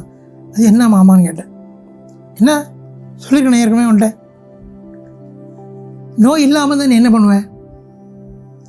ஆமாம், ஒரு நோய் வந்துடுச்சு, அந்த நோய் இல்லாமல் தான் நீ என்னெல்லாம் பண்ணுவியோ அதெல்லாம் நோய் வச்சுக்கிட்டே பண்ணு அப்படின்னாங்க. நல்லா யோசிக்கணும். டாக்டர்கள் பொதுவாக சொல்கிற அட்வைஸுக்கு இது நேர் எதிரானது. ஏதாவது கண்ணில் பிரச்சனைனா முதல்ல டாக்டர் என்ன சொல்லுவார், டிவி பார்க்காதீங்க, ஃபோனை இந்த காலத்து வந்து ஃபோனை பார்க்காதீங்க, படிக்காதீங்க, எழுதாதீங்க, உத்து பார்க்காதீங்க, கண்ணு ரெஸ்ட்டு கொடுங்க. இதுதான் அவங்கள எல்லோரும் சொல்லுவாங்க. இதுதான் லாஜிக்கலாகவும் நமக்கு தெரியும். ஹஜ்ரத் மாமா அதுக்கு நேர் மாறாக ஒன்று சொன்னாங்க. அது என்னன்னா, ஒருவேளை உனக்கு அந்த பிரச்சனை இல்லைன்னா என்ன பண்ணுவியோ அதை பண்ணு அப்படின்னாங்க. பிரச்சனை இல்லாட்டி என்ன பண்ணுவேன்னா படிப்பேன், எழுதுவேன். நான் ஹஜ்ரத் மாமாவுடைய சின்சியரான டிசைபிளில் ஒரு ஆள். அதனால் ஹஜ்ரத் மாமா சொல்லிட்டா எனக்கு வந்து அது அல்லாஹ் சொன்ன மாதிரி. அதனால் நான் என்ன பண்ணேன், அதே மாதிரி பண்ண ஆரம்பிச்சேன். க்ளோஸாக உட்காந்து படிப்பேன், நல்லா அந்த டிவி பார்ப்பேன், எழுதுவேன். அப்போ கூட உடனே அது சரியாக போயிடல. ஒரு மாதம் ஆச்சு. ரெண்டாக தான் தெரியுது. அதில் குறையவே இல்லை, அந்த தீவிரம் குறையவே இல்லை, கூடின மாதிரியும் தெரியல, அது அப்படியே இருக்குது. அப்போ எனக்கு ஒரு மாதம் கழித்து ஒரு பயம் வந்துடுச்சு. என்னென்னா கண்ணு பொட்டையாக போயிடுமோ, கண்ணு தெரியாமல் போயிடுமோ, கண்ணு தெரியாமல் போனால் என்ன பண்ணுறது? ஜான் மில்டன் மாதிரி பெரிய கண்ணு தெரியாமல் போனால் காவியம் எழுத முடியுமா? அதெல்லாம் எழுத முடியாது. கண்ணு தெரியாமல் போனால் பிச்சை தான் நடக்கும் இந்தியாவில். அதனால் வந்து பொண்டாட்டி பிள்ளைலாம் இருக்கல, காப்பாற்றணுமே, இது மாதிரிலாம் யோசனை வந்துச்சு. அப்போ ஹஜ்ரத் மாமா டிசைபிள்ங்கிற வட்டத்தை விட்டு நான் வெளியே வந்துட்டேன். அப்போ என்ன பண்ணேன், அப்போலாம் வந்து இந்த செல்ஃபோன்லாம் கிடையாது, இந்த கருப்பு ஃபோன் தான், சுற்றுற ஃபோன் தான் அது. அந்த ஃபோன் போட்டு மாமாட்ட கேட்குறேன் ஒரு டவுட். மாமா, நீங்கள் சொன்ன மாதிரி தான் ஒரு மாதமும் இருக்கிறேன், ஆனால் எந்த இம்ப்ரூவ்மெண்ட்டுமே இல்லை மாமா அப்படின்னு. அதுக்கு மாமா ஒரு பதில் சொன்னாங்க. செருப்பால் அடிக்கிறது வந்து நேரில் இருந்தால் செருப்பு எடுத்து அடிச்சிடலாம், தூரமாக இருந்தால் செருப்பு அங்கேருந்து அனுப்பி விடுறது. நாகூரில் இந்த செருப்பு வந்து ஆம்பூரில் வந்து என்னை அடிக்குது. என்ன பதில் சொன்னாங்கன்னா, உன்னை வந்து இம்ப்ரூவ்மெண்ட் இருக்கா இல்லையான்னு செக் பண்ண சொன்னது மட்டும் செய் அப்படின்னாங்க. செருப்பால் அடித்த மாதிரி இருந்தது. மறுபடியும் என்ன பண்ணேன், தப்புன்ட்டான்னு சொல்லி ஒரு குருவை சந்தேகப்பட்டுட்டோம் அப்படின்னு மறுபடியும் தீவிரமாக படித்தேன், எழுதினேன், எல்லாம் பண்ணேன். அது மாதிரியே தான் கலங்களாகவே தான் இருந்தது. ஒரு 10 நாள் போயிருக்கோம். ஒரு நாள் கண்ணை முடித்தேன், கலங்களா இல்லை, நல்லா இருந்தது. கண்ணை கசக்கிட்டு பார்த்தேன், நல்லா இருந்தது. கண்ணை கழுவிட்டு பார்த்தேன், கண் நல்லா இருந்தது. இன்றைக்கு வரைக்கும் நல்லா இருக்கு கண். இதுதான் வந்து மறக்கின்ற ஞானம் அப்படிங்கிற ஒரு விஷயம். அது ரொம்ப ரொம்ப ரொம்ப முக்கியமான ஒரு மெடிக்கல் வேர்ல்டு சொல்லக்கூடிய விஷயத்துக்கு நேர் எதிரானது. ஒரு பிரச்சனை வந்தால் இது செய்யாதீங்கன்னு தான் அவங்க எல்லாம் சொல்லுவாங்க. ஆனால் ஹஜ்ரத் மாமா என்ன சொன்னாங்கன்னா, ஒரு பிரச்சனை வந்தால் இதை செய்யுங்க அப்படின்னு சொன்னாங்க. ஞானிகளுடைய வழிமுறையே இதுவாகத்தான் இருக்கும் போல். எனக்கு ஷிரடி சாய்பாபா அவங்க முஸ்லீம் தான், அவங்க இந்துவாக்கி கோயிலெலாம் கட்டி வச்சுருக்காங்க, அது வேறு கதைன்னு வச்சுக்கோமே. சாய்பாபா வந்து ஒருத்தனும் அவருடைய சிஸ்டருக்கு வந்து வயிற்றால போகுது. வயிற்றால போனால் சாய்பாபாட்ட சொல்கிறாரு, சாய்பாபா மல்லாக்கொட்டையை கொடுத்து அவர்கிட்ட கொடுத்து சாப்பிடுங்கிறாங்க. மல்லாக்கொட்டையை வந்து வயிற்றால பரப்ப சாப்பிட்டா இன்னும் கொஞ்சம் பிச்சுக்கும் அது. ஆனால் கொடுக்குறது யார்? ஒரு ஞானி சீடர் வாங்கி மறுபடியும் சாப்பிட்றாரு. இன்னும் கொஞ்சம் அவருக்கு கொஞ்சம் நேரத்தை விட்டுட்டு தான் போகுது. மறுபடியும் கொடுக்குறாங்க. ஒரு 2 மணி நேரம் அவர் வாங்கி சாப்பிட்றாரு, ஒன்றும் சொல்லாமல் ஸ்டாப் ஆகிடுது. அப்போ இதுதான் ஞானிகளுக்கும் மற்றவங்களுக்கும் உள்ள வித்தியாசம். அவங்க எது செஞ்சாலும் எது சொன்னாலும் அது எல்லாமே நமக்கான தீர்வாக நமக்கான மருந்தாகத்தான் இருக்கும். அப்போ அவங்க மேலே ஒரு முழு நம்பிக்கை 100% நம்பிக்கை வைக்கணும். ஏன்னா அவங்க தான் நமக்கு வாழ்க்கைனா என்னான்னு கற்றுக் கொடுக்குறவங்க, அவளியான யாருன்னு கற்றுக் கொடுக்குறவங்க, அல்லாமல் யாருன்னு காட்டுறவங்களே அவங்க தான். அவங்க மூலமாக தான் நம்ம எல்லாத்தையும் தெரிஞ்சுக்கணும். அப்போ நான் என்னுடைய கண் பிரச்சனை தீர்வானதே என் வாழ்க்கையில் நடந்த மிகப்பெரிய அற்புதங்களில் அது ஒன்றா இருக்கும். எனக்கு 3 பொம்பளை பிள்ளைங்க. அதில் 3ஆவதாக பிறந்த ஒரு பொண்ணுக்கு பேர் வந்து ஜெமீமா ஃபரிஸ்தான்னு வச்சோம். ஜெமீமாங்கிறது எங்கள் அம்மாவுடைய பேர், ஃபரிஸ்தான்னு சேர்த்து வச்சோம். அந்த குழந்தை ஒரு 6 மாத குழந்தையோ இல்லை 1 வருஷ குழந்தையோன்னு நினைக்கிறேன். அப்போ வயிற்றால போகுது குழந்தைக்கு. பஜத் மாமா எங்களுக்கு ஒரு இன்ஸ்ட்ரக்ஷன் கொடுத்துருந்தாங்க. அது என்னன்னா, உனக்கோ உன் குடும்பத்தில் உள்ள பொன்னாடி பிள்ளைங்களுக்கோ உடம்பு சரியில்லைன்னு டாக்டரை பார்க்கக்கூடாது, என்கிட்ட தான் சொல்லணும் அப்படின்னே சொல்லியிருந்தாங்க. அப்போ நான் ஆம்பூரில் இருக்கேன். அப்போ நான் அங்கேருந்து இந்த ஒரு ஃபோன் பண்ணி மாமாட்ட இந்த மாதிரி வயிற்றால போகுது மாமா குழந்தைக்கு அப்படின்னு சொன்னேன். சரி பார்த்துக்கிறேன் அப்படின்னு அவங்க சொல்லுவாங்க. சரி பார்த்துக்கிறேன், இதுதான் அவங்க எப்போவுமே சொல்கிறது. ஒரு பிரச்சனையை சொன்னாங்கன்னா சரி பார்த்துக்கிறேன்னு சொல்லிட்டாங்கன்னா அது எல்லாமே சொன்ன மாதிரி. அப்போ நான் ஃபோனை வச்சுட்டேன். கொஞ்சம் நேரத்தில் அல்லது ஒரு மறுநாள்லையோ குழந்தைக்கு சரியாயிடுச்சு. அப்போல்லாம் நாங்கள் வாரம் நாகூருக்கு போய் செஷன் அட்டன் பண்ணிகிட்ருக்கோம். அப்புறம் அடுத்த வாரம் போகும்போது கேட்டேன் மாமாட்ட, மாமா நாங்கள் உங்கள் டிசைபிள்ஸ், உங்கள் பேச்சு கேட்குறத புரிஞ்சு செயல்படுறோம், எங்களுக்கு நடக்குது. ஆனால் குழந்தைக்கு இன்னும் அறிவே வரலையே, அதுக்கு எப்படி நீங்கள் சொல்கிறது எஃபெக்ட் கொடுக்குது, அதுக்கும் எப்படி குணமடையுதுன்னு கேட்டேன்.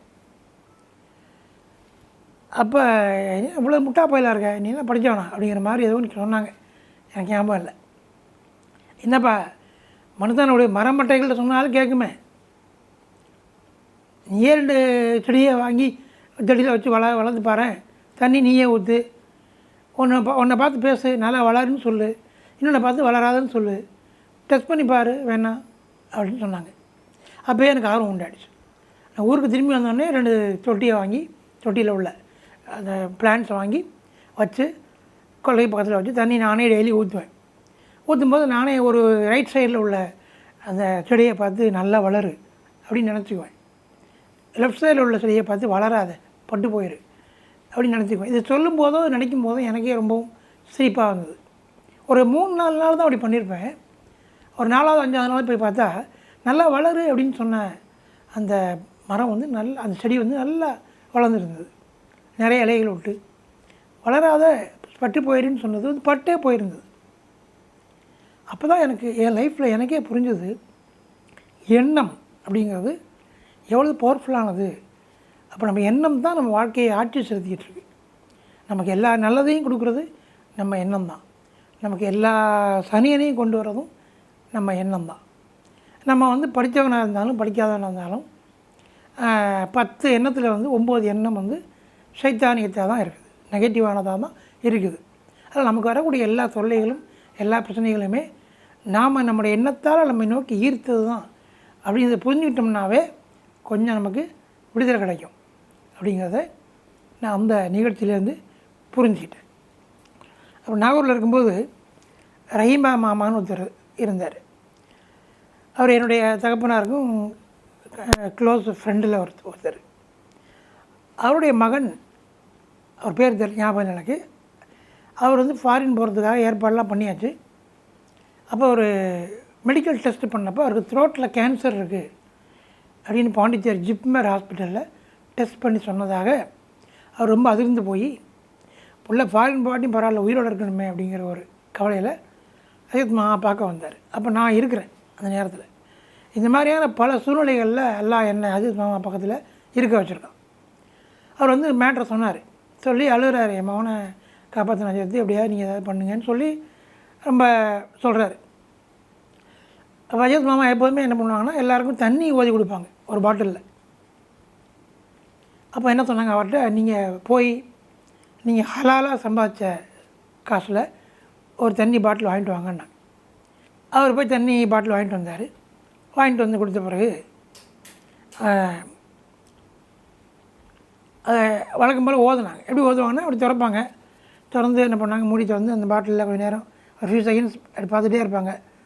என்ன சொல்லுவாங்கன்னு தெரியாது, அப்படின்னு ஊதுற மாதிரி தெரியும். மூடி கொடுத்துருவாங்க. அவங்க எப்போதும் சிகரெட் குடிச்சிட்டே தான் இருப்பாங்க. அப்போ நம்பிக்கை இல்லாமல் பார்க்குறவருக்கு என்ன தெரியும்னா, நிக்கோட்டின் புகையை உள்ளே ஊதுறாரு. தண்ணி நல்லா இருக்குது, நல்ல தண்ணியை இப்போ நிக்கோட்டின் புகையை உள்ளே ஊதி கெடுக்கிறாரு. ஏற்கனவே கொஞ்சம் நஞ்சம் இருக்கிற ஆரோக்கியமும் கெட்டு போய் சேர வேண்டியவன் சீக்கிரம் போய் சேர்ந்துருவான் அப்படின்னு தான் லாஜிக்கலாக திங்க் பண்ண வேண்டி வரும். அந்த நேரத்தில் நான் கூட இருக்கிறேன். அவர் தண்ணி வாங்கிட்டு போய் ஒரு 3-4 நாள் கொடுத்தாரு. அதுக்கப்புறம் ஒரு நாள் வந்தார். அப்போது நான் இருக்கிறேன். ஒரு 4 நாளோ ஒரு வாரமோ நினைக்கிறேன். அப்போ வந்தோடனே அவர் ஐயா தண்ணி பாட்டில் முக்கால்வாசி காலி ஆகிடுச்சு, நான் கொடுத்துட்டு தான் இருக்கேன் அப்படின்னு சொன்னார். அப்போ ஏற்றாம அவருக்கு ஓதி பார்த்துட்டு என்ன பண்ணாங்க, மறுபடியும் என்ன பண்ணாங்க, எங்கே போய் டெஸ்ட் பண்ணிங்க? ஜிப்மரில் போய் டெஸ்ட் பண்ணிட்டு வாங்க. இப்போ போய் டெஸ்ட் பண்ணிட்டு வாங்க. இல்லை ஐயத்து நீங்கள் சொன்னால் போயிட்டு வாங்க, முதல்ல போய் ரிப்போர்ட் எடுத்து வாங்கிட்டு வாங்க அப்படின்னாங்க. அவரும் என்ன பண்ணார், ஜிப்மருக்கு போய் ரிப்போர்ட் வாங்கிட்டு வந்துட்டார். ஜிப்மரில் டெஸ்ட் பண்ண செகண்ட் டெஸ்ட் பண்ணும்போது மிராக்குலஸ் என்னது, கேன்சரே இல்லை த்ரோட்டில். முதல்ல டெஸ்ட் பண்ணப்போ த்ரோட்டில் கேன்சர் இருக்குது, 6 மாதம் தான் அவன் இருப்பான் அப்படின்னு சொன்ன அந்த டாக்டர்ஸு மரம் டெஸ்ட் பண்ணும்போது த்ரோட்டில் கேன்சரே இல்லை, எங்களுக்கே இப்போ ஒன்றும் புரியல, ரொம்ப அற்புதமாக இருக்குது அப்படின்னு சொல்லி அனுப்பிட்டாங்க. அந்த போய் சவுதிக்கு போனார். சவுதிக்கோ எங்கேயோ ஃபாரின் கண்ட்ரிக்கு போனார். இப்போ கூட ஃபாரின் கிட்ட தான் இருக்கார். அவருடைய தகப்பனாரும் இறந்து போயிட்டார். அவருக்கு ஓதி பார்த்த அஜத் மாமாவும் பார்த்தாயிட்டாங்க. ஆனால் அவங்க ஓதி பார்த்த எஃபெக்ட் மட்டும் ஒருத்தருக்கு இன்னும் லைஃப்பில் உதவி பண்ணிகிட்டே இருக்குது. இந்த மாதிரி பல அற்புதங்களை மாமா வாழ்க்கையில் எனக்கு முன்னாடி நிகழ்த்தியிருக்காங்க. அந்த வீட்டில் அப்போ ஒரு ராத்திரி ஒரு 12-1 மணி இருக்கும். யாருமே இல்லை, நானும் மாமாவும் மட்டும்தான் இருந்தோம். மாமா வழக்கம் போல் அந்த ஈஸி சேரில் உட்காந்துருக்காங்க. எதிரில் ஒரு தூண் இருக்கும், அது பக்கத்தில் நான் வந்து நின்றுட்டுருக்கேன். தூணில் வந்து ஃபோக்கஸ் லைட் இருக்கும். அது கரெக்டுனா டக்குன்னு அந்த ஃபோக்கஸ் லைட் எரியும். மாமா என்கிட்ட பேசிகிட்டே இருந்தாங்க. பேசிகிட்டே இருக்கும்போது நான் கேட்டுகிட்டே இருக்கேன். கரண்ட் கட் ஆகிடுச்சு, டக்குன்னு ஃபோக்கஸ் லைட் எரிஞ்சுது. மாமா கரண்ட் கட்டாக இருந்தால் எப்படி பேசுவாங்களோ அதே மாதிரி நார்மலாக பேசிகிட்ருக்காங்க. அப்போ நான் நல்லா கவனிச்சிக்கிட்டு இருக்கேன். யாருமே இல்லை, நானும் மாமா மட்டும்தான் இருக்கோம். ஒரு அழகான முகம் தெரிஞ்சுது எனக்கு. அது மாமாவோடைய முகம் அல்ல, ஒரு ஃபியூ செகண்ட்ஸ் கழிச்சு ஒரு பயங்கரமான முகம் தெரிஞ்சுது. அதுவும் மாமாவோடைய முகம் அல்ல. நான் வந்து கொஞ்சம் பழகிட்டேன் இந்த மாதிரி அற்புதங்களுக்கெல்லாம். டக்குன்னு ஆச்சரியப்படுறதுக்கோ அதிர்ச்சி அடைகிறதுக்கோ இல்லை, அவங்க அப்படி செய்ய மாட்டேங்க. அது மட்டும் இல்லை, என்னுடைய இம்ப்ரூவ்மெண்ட் என்னன்னா, அந்த விஷயங்களை டக்குன்னு மாமாட்ட சொல்ல மாட்டேன். ஒரு நாள் கேப் விடுவேன். அதனால் மறுநாள் மாமாட்ட போய் சொல்லும்போது சொன்னேன், இந்த மாதிரி நடந்தது, நீங்கள் பேசிகிட்டே இருந்தீங்க, அப்போ ஒரு அழகான முகம் தெரிஞ்சுது, அப்புறம் ஒரு பயங்கரமான முகம் தெரிஞ்சுது, ரெண்டுமே முகம் இல்லை, வேறு அந்த ஃபோக்கஸ் லைட்டில் அப்படி தெரிஞ்சிருக்குமோ அப்படின்னு நினச்சேன்னு சொல்லி வாங்கி கட்டிட்டேன். நல்லா திட்டுனாங்க என்ன, சைத்தா அப்படி தான் வீணாக போகிறீங்க எல்லோரும். ஏன்னா நான் யாரை பற்றி பேசிக்கிட்டு இருந்தாலும் அவங்க உருவம் தெரிஞ்சுருக்கலாம். தெரிஞ்ச மாதிரி சொல்லு, நீ எதுக்கு அதுக்கு ஒரு காரணம் கற்பிக்கிற, உன் அறிவு கொண்டாந்து இங்கே எதுக்கு பூத்துற அப்படின்னு அங்கே ஒரு அந்த ஏரியா கட் பண்ணி விட்டு. ஏன்னா இது சாதாரண அறிவு இல்லை, இது மகா அறிவு, இது ஞானம், இறைவனிடம் இல்மே லதுன்னி அப்படின்னு அஜித் மாமா சொல்லுவாங்க. அல்லாவோட வந்து நேரடியாக கிடைக்கக்கூடிய அறிவில் அவங்க பேசிகிட்டு இருக்காங்க. நம்ம சைத்தியாரியத்துக்கு கலந்த அறிவை வச்சு அதை வந்து டிஸ்கஸ் பண்ணி அனலைஸ் பண்ணிட்டு இருந்தோம்னா எப்படி நம்ம உருப்படுறது. அதனால் அதை தான் நான் ஆரம்ப காலத்தில் பண்ணிகிட்டு இருந்தேன். அதுதான் பெரிய அறிவு நடந்துகிட்டு இருந்தேன். அதை உழைச்சி தானே மாமாட்ட போய் நான் அங்கே சேர்ந்தேன். மறுபடியும் அப்பப்போ சேர்த்தா வந்து தலை காட்டுவான்ல, அப்போலாம் அதே சும்மா டக்குன்னு கட் பண்ணி விட்டே இருக்கும். அஜித் மாமா ஒரு குறிப்பிட்ட பீரியடில் வந்து பட்டை இஸ்மின்னு எழுதுவாங்க. அது பறக்கிறதுக்காக ஊரில் எல்லாருக்கும் கொடுப்பாங்க. அது ஒரு ஒரு அட்டையில் அரபிக்கில் ஏதோ அதை எழுதி, அது ஒரு சிகப்பு துணி இல்லை, மஞ்சள் துணி இல்லை, பச்சை துணி, அந்த துணியோட கலர் 6 மாதம் உதவி மாறிட்டே இருக்கும். அதை சுற்றி அதை பின் பண்ணி எல்லோரும் கொடுப்பாங்க. அதுக்கு பட்டை இஸ்மின்னு பேர். அது எங்களுக்கு சொல்லியிருக்காங்க, உங்களுக்கு உள்ள அதல்ல இது, நீங்கள் இதுக்கெல்லாம் மேலே இருக்கீங்க, இது வந்து மக்களுக்கு ஊர் மக்களுக்காக கொடுக்குறது, எதுக்கு நீங்கள் பறக்கிறதுக்காக வச்சுங்க, இதை கொண்டு போய் பணம் வாங்கிற இடத்துல வச்சுங்க, அதே மாதிரிலாம் வச்சுங்கன்னு கொடுப்பாங்க. நாங்களும் அதை வாங்கி வச்சுக்குவோம். ஒரு தடவை இந்த மாதிரி பட்டேஸ்மெண்ட் வாங்கிட்டு நான் போயிட்டேன் ஆம்பூருக்கு. அப்போ எனக்கு ஒரு கனவு வருது. கனவுல வந்து மாமா சொன்னாங்க, இந்த பட்டேஸ்மெண்ட் எடுத்து லேமினேட் பண்ணி உன் பாக்கெட்டில் வச்சுக்க அப்படின்னு ஒரு கனவு வருது. அதனால் வார வாரம் தான் போயிட்டுருக்கோமே, இது என்ன ஏதோ ஒரு கனவு போட்டிருக்குன்னு சொல்லி நான் அதை செய்யலை. அடுத்த வாரம் நாகூருக்கு போய் நானும் ஃபெரோஸ்காரன் போகிறோம். அப்போ ஃபெரோஸ்கான்கிட்ட பேசுகிற மாதிரி நார்மலாக என்கிட்ட பேச மாட்டாங்க, அவாய்ட் பண்ணுற மாதிரி எனக்கு தெரியும். அப்போ எனக்கு உறுத்த ஆரம்பிச்சிச்சு. அப்புறம் மாமா நானே போய் என்ன அம்மா என்கிட்ட வழக்கம் போல் இருக்க மாட்டேனீங்களே, தப்பு செஞ்சுட்டா அப்படின்னு கேட்டோடனே, உன்கிட்ட என்ன சொன்னேன் அப்படின்னாங்க. எனக்கிட்ட ஒன்றும் சொல்லலையா, பட்டேஸ் வாங்கி லேமினேட் பண்ணி பாக்கெட்டில் வச்சுக்கோன்னு சொன்னல, அது கனவாச்சே. அப்போ நான் பஸ்ஸை பிடிச்சி 8 மணி நேரம் ட்ராவல் பண்ணி ஆம்பூருக்கு வந்து நேரில் வந்துட்டு சொல்லணுமா? இல்லை அறிவட்ட பயலாக இருக்கேன், முட்டா பயலாக இருக்கேன், ஓமனு சோரியா ஏமனு சோரியா அப்படின்னாங்க. இது என் வாழ்க்கையில் வந்து குட்டி குட்டி அற்புதங்களில் இது ஒன்று. அப்புறம் அதுக்கு மாமா கம்ப்யூட்டரில் ஒரு ப்ரோக்ராம் போட்டிருந்தாங்க. என்ன ப்ரோக்ராம்னா, ஹிஜ்ரி கேலண்டரை கிரிகோரியனாக மாற்றுறது, ஆங்கில வருடமாக மாற்றுறது, அப்புறம் ஆங்கில வருடத்தை ஹிஜ்ரியாக மாற்றுறது, அந்த மாதிரி இது அதாகவும் அதை இதாக மாற்றக்கூடிய ஒரு ப்ரோக்ராமாக அவங்க போட்டிருந்தாங்க. அந்த காலத்தில் கம்ப்யூட்டர் ப்ரோக்ராமிங்கில் நான் தான் ஆம்பூரில் முதல்ல கம்ப்யூட்டர் இன்ஸ்டியூட்டே வச்சேன். அப்புறம் இந்த காலத்தில் வர மாதிரிலாம் கம்ப்யூட்டர் வரல. அது XP AT அப்படின்னு கம்ப்யூட்டர் வந்துவிட்டு இருந்த காலம். அதில் எனக்கு இந்த பேசிக் கோபால் டிபேஸ் அப்படின்லாம் அந்த லாங்குவேஜஸ் ரொம்ப ஃபேமஸ் அந்த காலத்தில். அதனால் நான் அதனால் எக்ஸ்பர்ட்டாக இருப்பேன். ஒரு ப்ரோக்ராமுக்குள்ளே போய் சோர்ஸ் கோட்னு ஒன்று இருக்கும், அதெல்லாம் பார்க்கக்கூடிய அளவுக்கு நான் வந்து என்னுடைய தகுதியை வளர்த்து வச்சுருந்தேன். அப்போ அஜித் மாமா இந்த கேலண்டரை மாற்றுற ஒரு கம்ப்யூட்டர் ப்ரோக்ராம் போட்டிருக்காங்கன்னு எனக்கு ரொம்ப ஆச்சரியமாயிடுச்சு. ஆச்சரியப்படுறது ஹராம் லிஸ்ட்டில் எங்களுக்கு ஆச்சரியப்படுறது அவசரப்படுறதுலாம் ஹராம், நியாயப்படுத்துறதுலாம் ஹராம்னு அவன் சொல்லியிருக்காங்க. அந்த ஹராமான காரியத்தை நான் செய்கிறேன். ஏன்னா எனக்கு அது ஆச்சரியமாக இருந்தது. அஜித் மாமாவுக்கு எப்படி கம்ப்யூட்டர் ப்ரோக்ராம் போட முடியும் அப்படின்னு, எப்படி அஜித் மாமா பல தடவை சொல்லியிருக்காங்க. ஆன்மீகத்தில் எப்படி அப்படிங்கிற கேள்வியே தப்பான கேள்வி. எப்படிங்கிறே கிடையாது ஆன்மீகத்தில் கைஃபியத் இல்லாமாங்க. கைஃபான ஹவுன்னு அர்த்தம் அரபிக்கில். கைஃபியத்னா எப்படிங்கிறது, ஆன்மீகத்தில் கைஃபியத் இல்லை. அப்படி தான் அது உள்ளே போய் அந்த அனுபவத்தை அடைஞ்சவொடனே உங்களுக்கு தெரிய வரும் எப்படின்னு சொல்லி. அப்போ இந்த எப்படிங்கிற கேள்வி அங்கே இருக்காது. ஆனால் நான் வெளியில் இப்போ இருந்து பார்த்துட்ருக்கேன், எப்படி அஜித் மாமாவால் அந்த ப்ரோக்ராம் போட முடிஞ்சது அப்படிங்கிற கேள்வி என் மனசுக்குள்ளே இருந்தது. நான் அவங்கள்ட்ட கேட்கல. நான் அஜித் மாமாவை பார்க்க போனப்போ, நம்ம அந்த மாதிரி ஒரு ப்ரோக்ராம் போட்டிருந்தீங்கன்னு சொன்னாங்களே, நான் அதை பார்க்குவான்னு கேட்டேன். பாரு அப்படின்னாங்க. நான் அந்த ப்ரோக்ராமை திறந்து பார்த்தேன். ஹிஜ்ரிக்கு வருஷம் கொடுத்தா அது கிரிகோரியனாக மாற்றுது, கிரிகோரியன் வருஷம் கொடுத்தா ஹிஜ்ரியாக மாற்றுது. நான் அந்த ப்ரோக்ராமுக்குள்ளே போய் சோர்ஸ் கோடை பார்த்தேன். அந்த மாதிரி பார்க்குற கெப்பாசிட்டி எனக்கு இருந்துச்சு. அதிலே கற்று வச்சுருந்தேன். உள்ளே போய் பார்த்தா எனக்கு ஒன்றுமே புரியல. ஏன்னா ஃபுல்லாக காம்ப்ளெக்ஸ் மேத்தமேட்டிக்ஸ். சும்மா 5+5 10ன்னு சொன்னாலும் எனக்கு புரியாது. என் மேத்ஸ் அறிவு அவ்வளோதான். ஒரு காம்ப்ளெக்ஸ் மேத்தமேட்டிக்ஸில் கணக்கு போட்டிருக்காங்க. இதை சொல்லி கொடுத்துருக்க யாரும் வாய்ப்பு இல்லை, அஜித் மாமாக்கா தெரிஞ்சிருக்கவும் வாய்ப்பு இல்லை. இது எப்படி அப்படிங்கிறது அந்த கேள்வியை மனசுக்குள்ளே அரைச்சிக்கிட்டே இருந்தது. ஆன்மீகத்தில் எப்படிங்கிறது இல்லைன்னு அஜித் மாமா சொல்லியிருந்தாலும் என்னை அறியாமல் அந்த கேள்வி எனக்கு வந்துட்டே இருந்தது. நான் மட்டும் கேட்டேன், ஆமாம் அந்த ப்ரோக்ராம் பார்த்தேன், அவ்வளோ பிரமாதமாக இருக்குது, நிறைய மேத்தமேட்டிக்ஸ் இருக்குது, எப்படி மாமா எங்கேருந்து மாமா அந்த தகவலை எடுத்தீங்க, யாரும் சொல்லி கொடுத்தாங்கிற மாதிரி ஏதோ ஒன்று கேட்டேன்.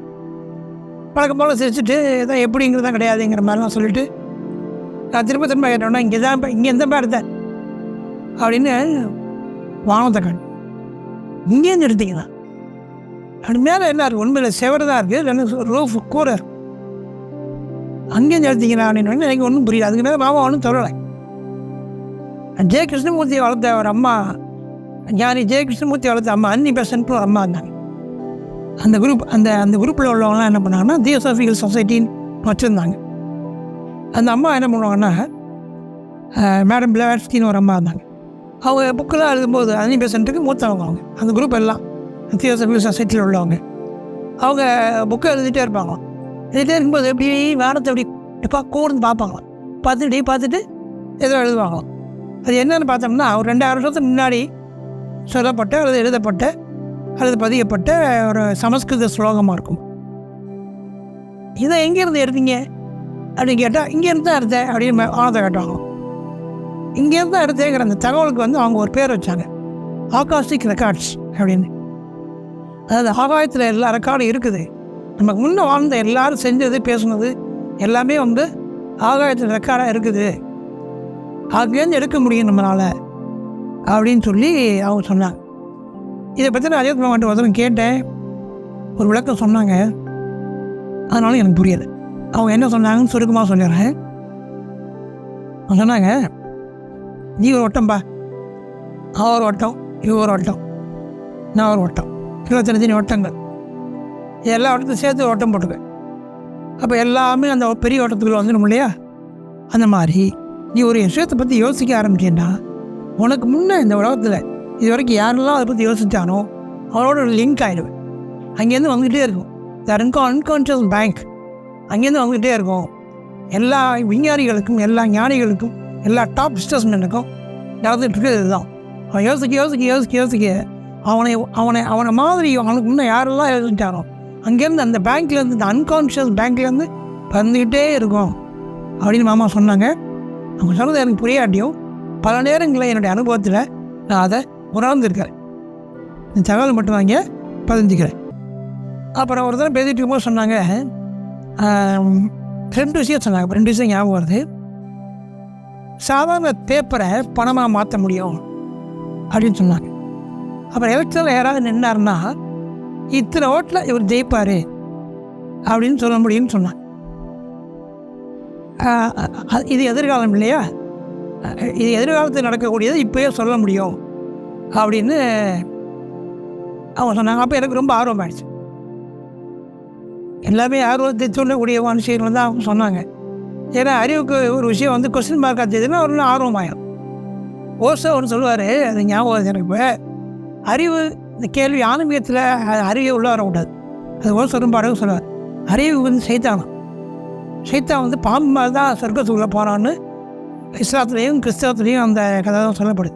பாம்பு வடிவத்தில் சொர்க்கத்துக்குள்ளே போய் அவ்வாட்ட பேசணும்னு சொல்லி. இந்த பாம்பு இப்படி உட்கார்ந்துதுன்னா இப்படி இருக்கும் இல்லையா? அப்போ ஒரு கேள்வி கேட்டிங்கன்னா அறிவுலேருந்து வரும்.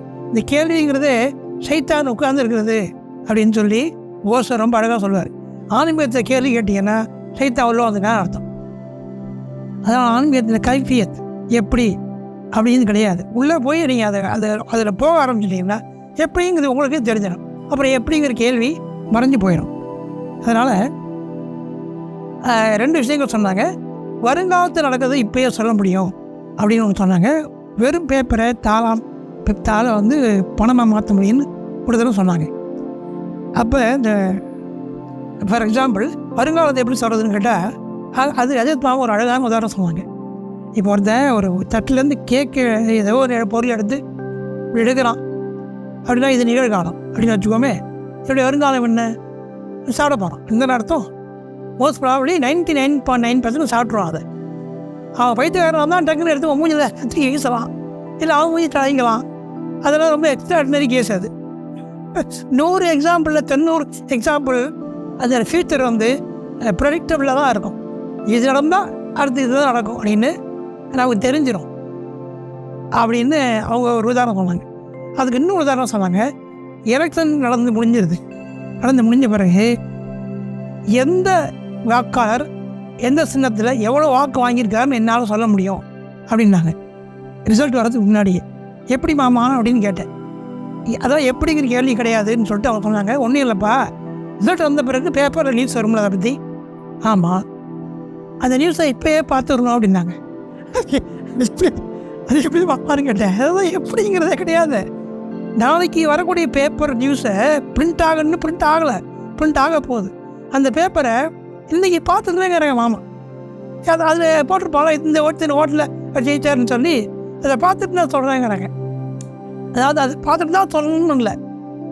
ஞானிகளுக்கெல்லாம் வருங்காலம் அப்படின்னு ஒரு ஏரியாவே கிடையாது.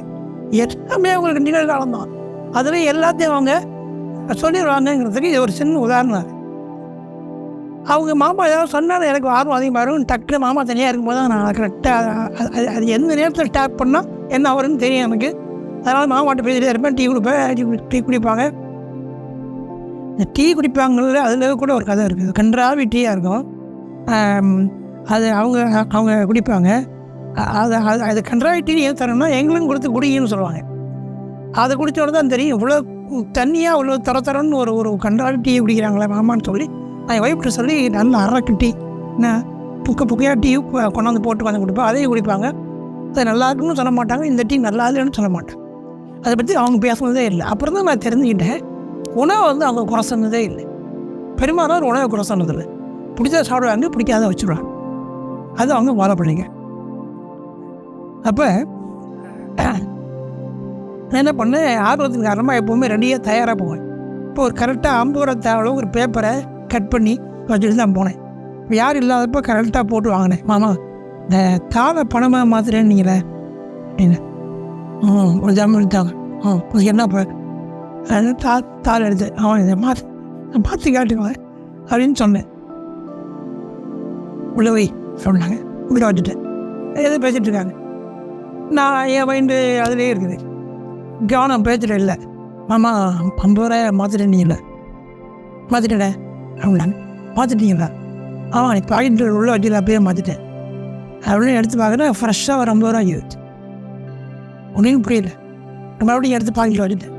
சரி 50 ரூபா நீ 50 ரூபாய் நல்லா செலவு பண்ணிடுவோம் அப்படின்னு 50 ரூபா பெரிய காசு. அப்போ உள்ளே வச்சுட்டு என்ன வச்சு கிளம்புறப்ப என்ன கிளம்புற 50 ரூபா?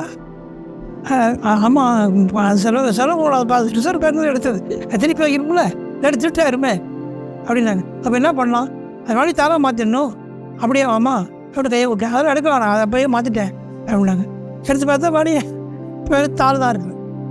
இந்த மாதிரி சில வேலைகளை ஜஸ்ட் லைக் தட் அவங்க நிறைய படிக்கிறாங்கன்னு வச்சுக்கோங்களேன். வாரம் ஞாயிற்றுக்கிழமை அன்றைக்கி புரிதாசரி போதுவாங்க. டிசைபிள்ஸ்லாம் மாமா உட்காந்துருப்பாங்க. அது மாமா அது இருட்டில் தான் அதை எல்லாம் உதாசை போதுவாங்க. ஒரு முட்டை வழக்கு மட்டும்தான் ஏற்றி வச்சுருப்பாங்க.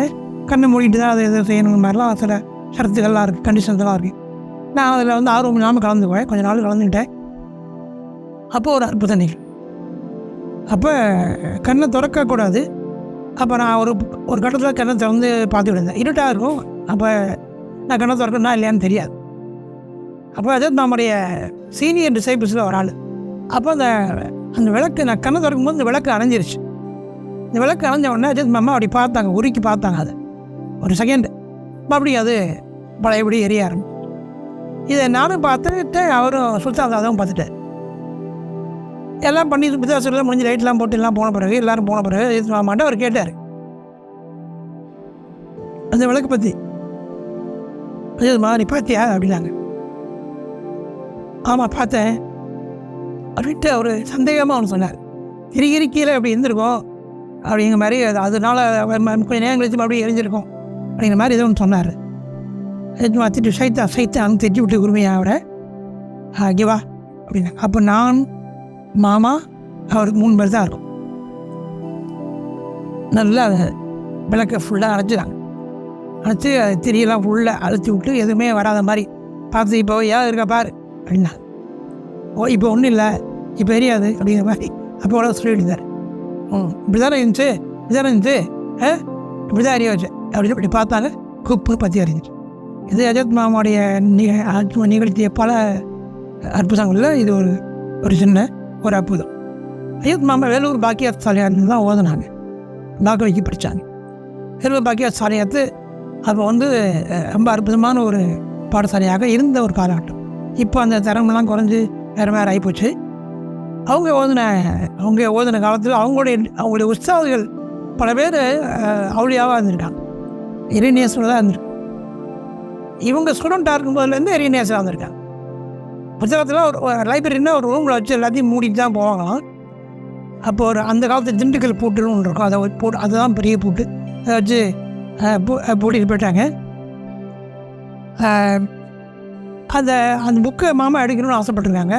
அந்த பூட்டை திறந்து சாவி ஆச்சியார்ட்ட இருக்கும். அந்த பூட்டை கண்ணாலே திறந்து உடச்சி உள்ளே போய்ட்டு எடுத்துகிட்டு வந்துட்டான் அப்படின்னு அதை ஒருத்தவங்க சொன்னாங்க. எனக்கு பழக்கம் போல் ஆர்வம் வந்துச்சு.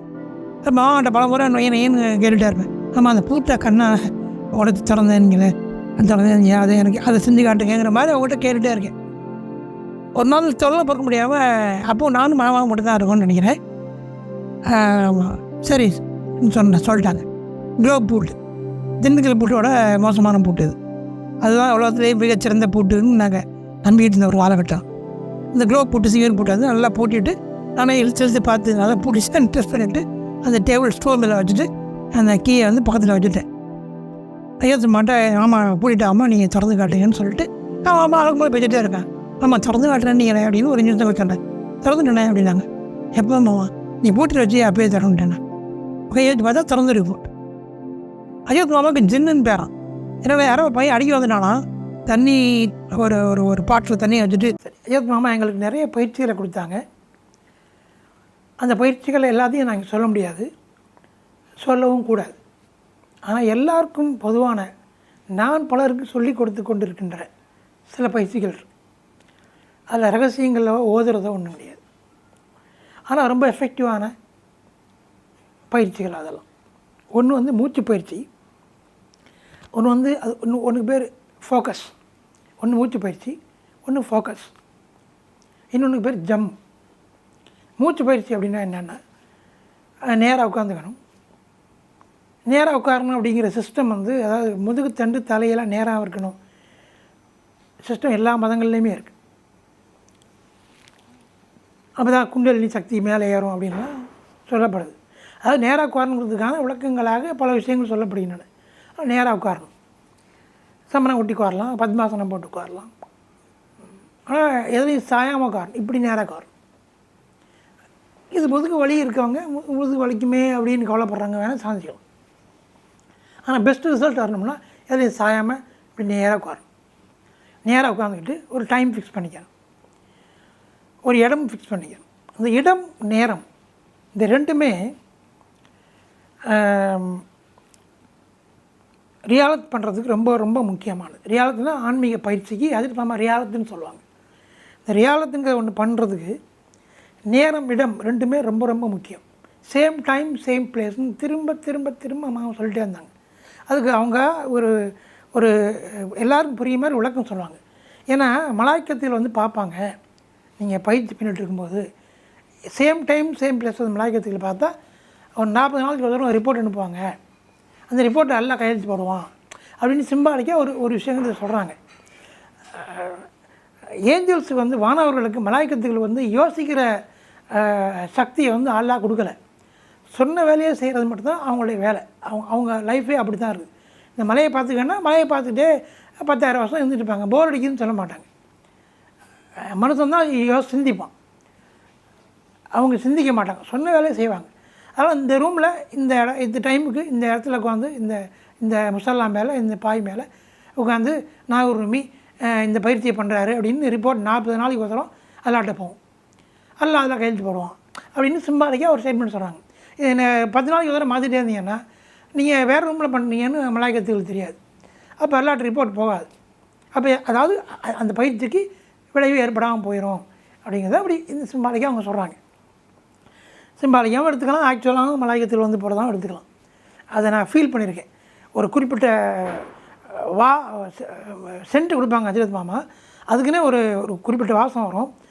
அந்த சென்ட்டே போடாமல் ஒரு தடவை நான் ஆம்பூரில் கொஞ்சம் ராத் பண்ணிட்டு இந்த கம கம கம கம அந்த வாசம் பயங்கரமாக அடிக்க ஆரம்பிச்சு. அதுக்கு என்ன அர்த்தம்னா அஜரத் மாமா அங்கே வந்துட்டாங்கன்னு அர்த்தம், அவங்க ப்ரெசன்ஸ் அங்கே வந்துருச்சுன்னு அர்த்தம். ஏன்னா அவங்க தான் அந்த சென்ட்டை யூஸ் பண்ணுவாங்க. இந்த மாதிரி நிறைய நடந்திருக்கு என் வாழ்க்கையில். மூச்சு பயிற்சி ஃபோக்கஸ் பண்ணுறதுக்கு அப்புறம் சொல்கிறேன். இந்த மாதிரி நேராக உட்காந்துக்கணும், நேராக சேம் டைம் சேம் பிளேஸ்.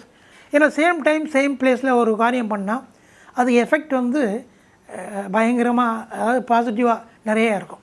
இடத்தையும் நேரத்தையும் மாற்றிட்டே இருந்தீங்கன்னா அது எஃபெக்டே இல்லாமல் போயிடும். இதுக்கு பெஸ்ட் எக்ஸாம்பிள் ரசூலுல்லாஹ் கொடுத்தது தொழுகை. ஃபஜ்ரு தொழுகையை இஷாவை தொழுக முடியாது. ஃபஜ்ரு, லோரு, அசரு, மக்ரிப், இஷான்னு ஒவ்வொரு தொழுகைக்கும் நேரம் இருக்கு இல்லையா?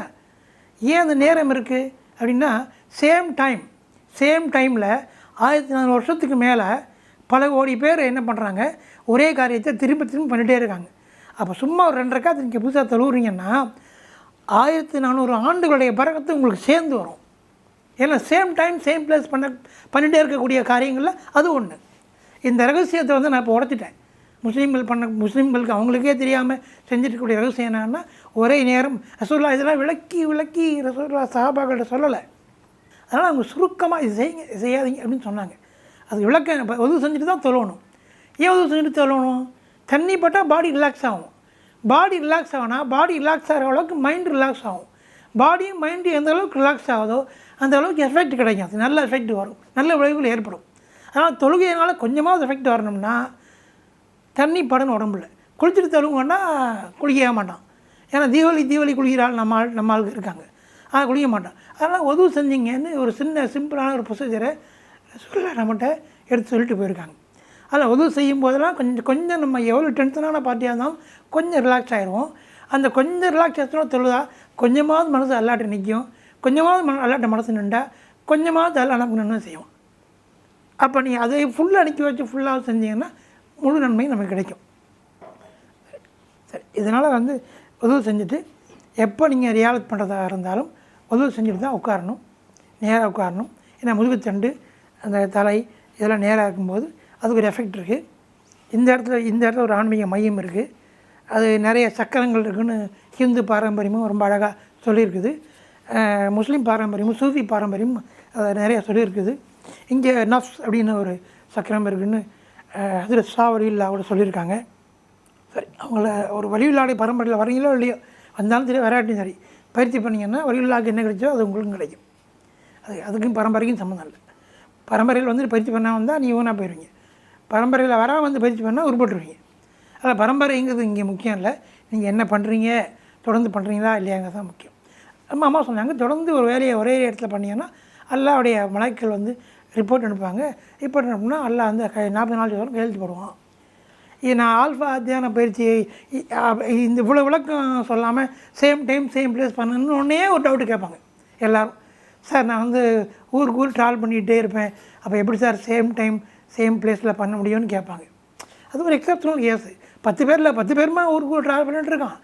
அப்போ இடத்த மட்டும் மாற்றிக்க, டைமையாவது கீப்பப் பண்ணிக்க. டைமை கீப்பப் பண்ண முடியாது, அந்த இடத்தையும் கீப்பப் பண்ண முடியாது, அந்த தியாகம் பண்ண முடியாதுன்னா உனக்கு ஒன்றும் உருப்படாது. அப்போ ஏதாவது ஒரு தியாகம் பண்ணுறதுக்காக நீ ரெடியாக தான் இருக்கும். மினிமம் சாக்ரிஃபைஸ் கொடுக்கணும்ல. அது சேம் டைம் சேம் பிளேஸ். அந்த இடம் ரகசியமான இடமா, மற்றவங்களுக்கு தெரியாத இடமா இருக்குது பெட்டர். தெரிஞ்சால் உங்களுக்கு அது உதவியாக இருக்கும்னா தெரியலாம், பரவாயில்ல. அப்போ அதுக்குன்னு போகிற ட்ரெஸ்ஸு, அதுக்குன்னு ஒரு சுச்சுவேஷன், ஒரு சூழலை நீங்கள் உருவாக்கணும். அதுக்குன்னு ஒரு கைலியை உடுத்திட்டுனா அந்த கைலியை வேறு பர்பஸ்க்கு உடுத்தக்கூடாது. அதுக்கு கீழே ஒரு முசல்லா போட்டு குறைங்கன்னா அந்த முசல்லா வேறு பர்பஸ்க்கு பயன்படுத்தக்கூடாது. முசல்லாவோ ஒரு விரிப்போ ஏதோ ஒன்று. ஏன்னா நீங்கள் ஒரு வாரம் அந்த பயிற்சியை அந்த இடத்த துணியில் உட்காந்து அந்த நேரத்தில் பண்ணிட்டீங்கன்னா அது உங்கள் வைப்ரேஷன் அதில் இறங்கிடும். நீங்கள் அது என்ன அடுத்த நாள் 8வது நாள் நீங்கள் அதில் உட்கார போகும்போதே உங்களுக்கு அந்த நன்மை கிடைக்க ஆரம்பிச்சிடும். அதனால் இதெல்லாம் ஒரு நேரம் ஒரே இடத்துல ஒரு காரியத்தை திரும்ப பண்ணக்கூடியதனால் வரக்கூடிய பல விளைவுகளில் ஒன்று. அதெல்லாம் என்ன பண்ணணும், மூச்சு பயிற்சி ரொம்ப சிம்பிளான பயிற்சி தான் மாமா எங்களை சொன்னாங்க. ஏன்னா இந்திய பாரம்பரியத்தில் நிறைய பயிற்சிகள் அதுக்கு உண்டு. அதுக்கெல்லாம் நம்ம போக வேணாம். அதில் மாமா சொன்ன மூச்சு பயிற்சினா ரொம்ப சாதாரணமானது. கண்ணை முடிக்கணும், கண்ணை மூடிட்டு அப்படி உட்காந்துக்கிட்டு இன்னும் மூச்சை மெதுவாக உள்ளே இழுக்கணும். உள்ளே போகிறத கவனிக்கணும். உள்ளே போகிறத கவனிக்கணும். அது கண்ணுக்கு தெரியாது, ஆனால் ஃபீல் பண்ண முடியும். மூக்கில் இப்படி வச்சுட்டு பார்த்தீங்கன்னா தெரியும். 2 மூக்கெலாம் ஈவனாக எப்போதுமே போயிட்டுருக்காது. ஒரு மூக்கில் அடைச்ச மாதிரி இருக்கும், ஒரு மூக்கு ஃப்ரீயாக இருக்கும். அது இடைகலை பிங்கலைன்னு அதுக்கு ஒரு ட்ரெடிஷனே இருக்குது இந்திய பாரம்பரியத்தில். அப்போ மூச்சு வலது பக்கமாக ஓடும்போது என்ன நினைக்கணும், இடது பக்கமாக ஓடும்போது என்ன நினைக்கணும்னு அஜித் மாமா சொல்லியிருக்காங்க. இடது பக்கமாக ஓடும்போது இப்போ ஃபார் எக்ஸாம்பிள் வியாபாரத்தை பற்றி நினைக்கணும். ஓடாத கடை வச்சுருக்கீங்க, வியாபாரம் நடக்கல. இடது பக்கமாக மூச்சு ஓடும்போது வியாபாரத்தை பற்றி நினச்சா ஒழுங்காக வியாபாரம் நடக்க ஆரம்பிக்கும். வலது பக்கம் ஓடும்போது நோயை பற்றி நினச்சா நோய் தீரும் அப்படின்னு சொல்லியிருக்காங்க வச்சுக்கோங்களேன். இப்போ அதுக்குள்ளே நம்ம போக வேண்டாம். அப்போ மூச்சு இது ஒரு பெரிய கலை. அது எல்லா ஞானிகளும் சூஃபிகளும் பெரிய சித்தர்கள்லாம் பண்ணியிருக்காங்க. அதை வச்சு தான் அவங்க பெரிய ஆள் ஆகினாங்க. அப்போ இந்த மூச்சு பயிற்சி தான் எனக்கு மாமா கொடுத்த முதல் பயிற்சி. அது ரொம்ப சாதாரணமான பயிற்சி, கடினமான பயிற்சிலாம் இல்லை. நேராக உட்காந்துக்கிட்டு சம்மணம் கொட்டி உட்காந்துட்டு இல்லை பத்மாசனம் போட்டு உட்காந்துக்கிட்டோ நேராக முதுகத்தை நேரக்க மாதிரி வச்சுக்கிட்டு கண்ணை மூடிட்டு மெதுவாக மூச்சை உள்ளே இருக்கணும். அது மூச்சு உள்ளே போகும். உள்ளே போகிறத ஃபீல் பண்ணணும். ஃபீல் பண்ணிட்டு முடியும்னு நினைக்கிறேன். ஏன்னா எனக்கு என்னால் முடிஞ்சிருக்குது. மெதுவாக இழுத்து மூச்சை உள்ளே இழுக்கணும். அது ஃபியூ செகண்ட்ஸ் உள்ளே இருக்கும். அப்புறம் மூச்சு வெளியே வரும். மூச்சு வெளியே ஓடணும், கான்ஷியஸாக வெளியே ஓடுறோம். வெளியே வர்றதையும் கவனிக்கணும். அதை பார்க்க முடியாது, ஆனால் ஃபீல் பண்ண முடியும். இந்த ரெண்டையும் சேர்த்து மைண்டுக்குள்ளே ஒன்றுன்னு நினச்சிக்கணும். இதே மாதிரி ஒரு 30 மூச்சு, ஒரு 50 மூச்சு, இல்லை 60 மூச்சு விட்டிங்கன்னா அப்புறம் முதல்ல நீ வாழ்க்கையில் பார்த்துக்கணும். அந்த பயிற்சி ஆரம்பிக்க முன்னாடி பயிற்சி முடிஞ்ச பிறகு எவ்வளோ நேரம் ஆயிருக்குன்னு பார்க்கணும். மினிமம் ஒரு 15 மினிட்ஸ் ஆயிருந்தால், இல்லை 50 மூச்சு விட்றீங்க 10 நிமிஷம் தான் ஆயிடுது, நாளைக்கு உட்காரும்போது ஒரு 70 மூச்சு விட்டுக்கணும், ஒரு 1/4 மணி நேரம் ஆயிருக்கும். ஸோ 1/4 மணி நேரம் அந்த பயிற்சி. நான் வந்து 1 மணி நேரம் பண்ணுவேன் இந்த பயிற்சி. குறைஞ்சது ஒரு 45 மினிட்ஸாக பண்ணுவேன். அம்மா சொன்னது அதான், ஒரு 1/2 மணி நேரம், ஒரு 40 நிமிஷம் பண்ணுங்கள். 40ங்கிறதுல வந்து 40ங்கிற நம்பருக்கும் இஸ்லாத்துக்கும் ரொம்ப நெருங்கிய, சூஃபிசத்துக்கும் நெருங்கிய தொடர்பு உண்டு. எல்லா வழிமார்களும் அப்பப்போ என்ன பண்ணுவாங்கன்னா 40 நாளைக்கு தனிமையில் இருப்பாங்க. சில்லான்னு பேர் அதுக்கு.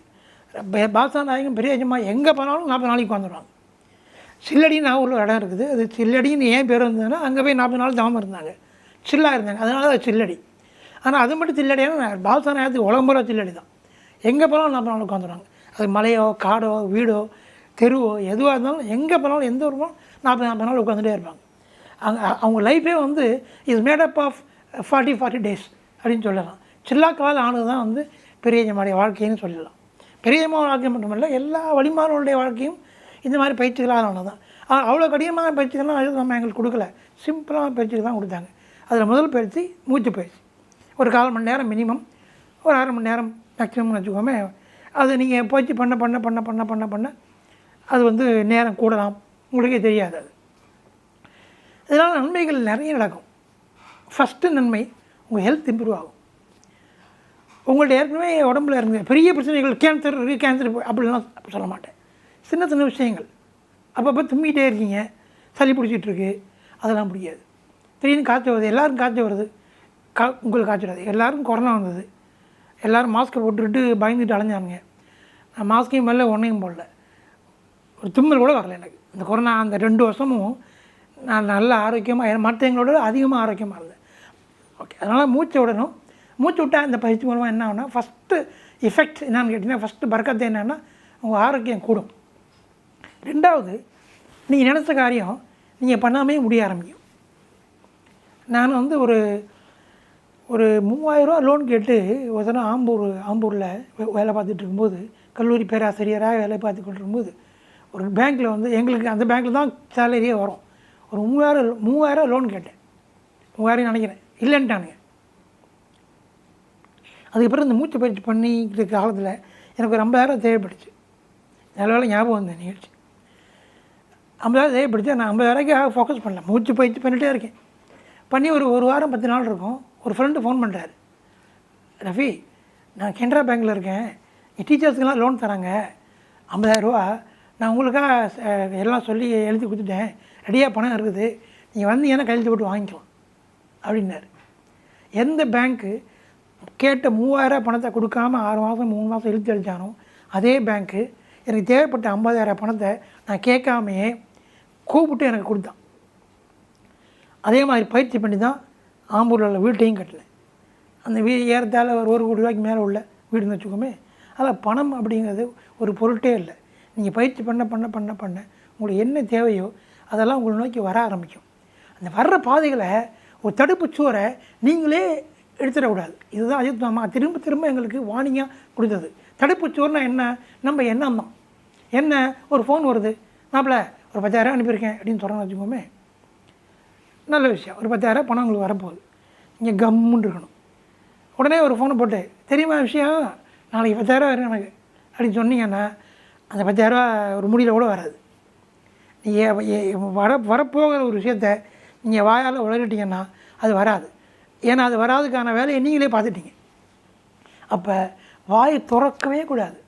ரகசியத்தை காப்பாற்றுறது தான் ஆன்மீகத்தில் உள்ள மிக மிக மிக மிக மிக முக்கியமான விஷயம். இந்த மாதிரிலாம் பயிற்சி பண்ணுறேன், இந்த மாதிரிலாம் எஃபெக்ட் இருக்குது அப்படின்னு நான் இப்போ சொல்லலாம். ஏன்னா பயிற்சி பண்ணி நான் வளர்ந்துட்டேன். நான் இப்போ அடுத்தவருக்கு பயிற்சி கொடுக்குற நிலைமைக்கு வளர்ந்துட்டேன். அதனால் நான் சொல்கிறேன், நீங்கள் இப்போ தான் பயிற்சி பண்ண ஆரம்பிக்கிறீங்கன்னா வாயை திறக்கக்கூடாது. நீங்கள் பயிற்சி பண்ணி இம்ப்ரூவ் ஆகி, உங்கள் ஹெல்த் இம்ப்ரூவ் ஆகி, உங்கள் லைஃப் இம்ப்ரூவ் ஆகி நிறைய நடந்து நீங்கள் அதில் வந்து எஸ்டாப்ளிஷ் ஆகணும். அதாவது மக்காம்னு சொல்லுவாங்க. 2 விஷயம் அரபி வார்த்தை யூஸ் பண்ணுவாங்க. ஒன்று ஹால், ஒன்று மக்காம். ஹால் அப்படின்னா வந்து போகக்கூடிய நிலைமை. நல்லது வரும், அப்புறம் கெட்டது வரும், நல்லது வரும், அப்புறம் நல்லது வராது. வந்து போயிட்டுருக்கும், சும்மா தலையை காட்டிட்டு போகும். ஆனால் எப்போ அது எஸ்டாப்ளிஷ் ஆகிடுச்சோ, உறுதி ஆகிடுச்சோ, அது ஒன்று அப்போ லேசாக ஒரு நான் சொன்னேன், ரியாலிட்டி பண்ணும்போது அதை ரொம்ப பாதுகாக்கணும். ஒரு சின்ன செடி மாதிரி ஆடு மாடும் தின்று போயிடும். நம்ம தான் பாதுகாக்கணும், அது எதுவும் திங்காமல். அப்புறம் மரமாக பெருசாக வந்துருச்சுன்னா அதே ஆடு மாடு வந்து அந்த மரத்து கீழே படுத்துக்கும், அப்போ பிரச்சனை இல்லை. அந்த அளவுக்கு ரியாலிட்டி பண்ணி அதை யார்ட்டையும் சொல்லாமல் ரகசியமாக காப்பாற்றி அதை என்ன பண்ணணும், அதை வளர்த்து அது நம்முடைய செகண்ட் நேச்சராக மாறணும். ரியாலிட்டி பண்ணாமல் இருக்க முடியாது அப்படிங்கிற அளவுக்கு, மூச்சு விடாமல் இருக்க முடியாதுன்னு சொல்கிற மாதிரி ரியாலிட்டி பண்ணாமல் இருக்க முடியாது அப்படிங்கிற அளவுக்கு ரியாலிட்டி திரும்ப பண்ணிங்கன்னா அதனால் வரக்கூடிய நல்ல விளைவுகளும் ஆட்டோமேட்டிக்காக உங்களுக்கு வர ஆரம்பிச்சிடும். அப்போ தான் அந்த காஸ்மிக் ஹேபிட் ஃபோர்ஸ் அந்த மாதிரி மாமா சொல்லுவாங்க, பிக்கப் பண்ணிட்டுன்னு அர்த்தம். அது பிக்கப் பண்ணிட்டா நீங்கள் ஒன்றும் செய்ய வேண்டியதில்லை, அது செஞ்சுக்க எல்லா ஆளையும் பார்த்துக்கும். அதனால் இந்த மாதிரி 1/4 மணி நேரம் ஒரு நாளைக்கு மூச்சு பயிற்சி பண்ணிங்கன்னா முதல்ல உங்கள் ஹெல்த் இம்ப்ரூவ் ஆகும். அப்புறம் உங்களுக்கு வேண்டியதெல்லாம் கொஞ்சம் கொஞ்சமாக நடக்க ஆரம்பிக்கும். இது செஞ்சு பாருங்கள். அஜித் மாமா சொன்ன சில பயிற்சிகளை பற்றி ஒரு பயிற்சியை பற்றி சொன்னேன். எல்லா பயிற்சிகளையும் நம்ம இங்கே சொல்ல முடியாது, அதுக்கான உத்தரவும் கிடையாது நமக்கு. ஒரு சில பொதுவான பயிற்சிகளை வந்து எல்லாருக்குமா சொல்லலாம். அதில் ஒன்று தான் மூச்சு பயிற்சி, அதை பற்றி சொன்னேன். அடுத்தது ஃபோக்கஸ் அப்படிங்கிறது. ஃபோக்கஸ் அப்படின்னா என்னென்னா ஒரு ஆங்கில வார்த்தை, அதுக்கு டிக்ஷனரி வேறு மீனிங் கொடுக்கும். அந்த மீனிங்க்கு மாற்றமாக ஒன்றும் இல்லை, பட் அதோட கூடுதலாக ஒரு தகவல் இருக்கும். அஜித் மாமா என்ன சொல்கிறாங்கன்னா, ஒரு பிரச்சனை, ஒரு நோய், ஃபார் எக்ஸாம்பிள் உடம்புல ஏதாவது சின்ன பிரச்சனை வரும்போது, சின்ன பிரச்சனைன்னு சொல்கிறேன்னா முதல்ல சின்ன பிரச்சனையில் பழகி வெற்றி அடைஞ்சு பழக்கம் ஏற்பட்டால் தான் அது ஏறும் பெரிய பிரச்சனைக்கு யூஸ் பண்ணி. எனக்கு வந்து கண்ணில் பிரச்சனை வந்தது, அது பெரிய பிரச்சனை. ஆனால் வந்து ஒரு குரு மேலே இருந்த ஒரு நம்பிக்கையின் காரணமாக நான் அதை வந்து அவங்க சொன்னபடி செஞ்சேன். அந்த மாதிரி இருக்கிற பட்சத்தில் பரவாயில்ல. ஆனால் எல்லாருக்கும் பொதுவான விஷயங்கள் சொல்லும்போது படிப்படியாக மேலே போகலாம்.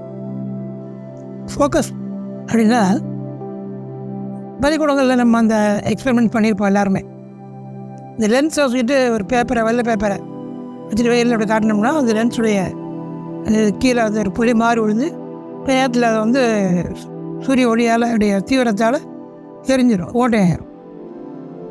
சூரியன் சக்தி இப்படி ஒரு வடிவம், அது லென்ஸை காட்டாமல் இருந்தாலும் இருக்கத்தான் செய்யுது. ஆனால் லென்ஸை காட்டாமல் இருக்கும்போது நம்மளை சூரியன் சுட்டு எரிக்கிறது இல்லை. ஆனால் ஒரு லென்ஸை வச்சுக்கிட்டு அதோடைய சக்தியை வந்து ஆற்றலை ஒரு புள்ளியில் குவிக்கும்போது அது சக்தி அதிகமாகுது, தீவிரமடையும். அந்த மாதிரி மனசம் செய்யும்போது அவனுக்கு நன்மையோ அல்லது தீமையோ அது செய்யும்.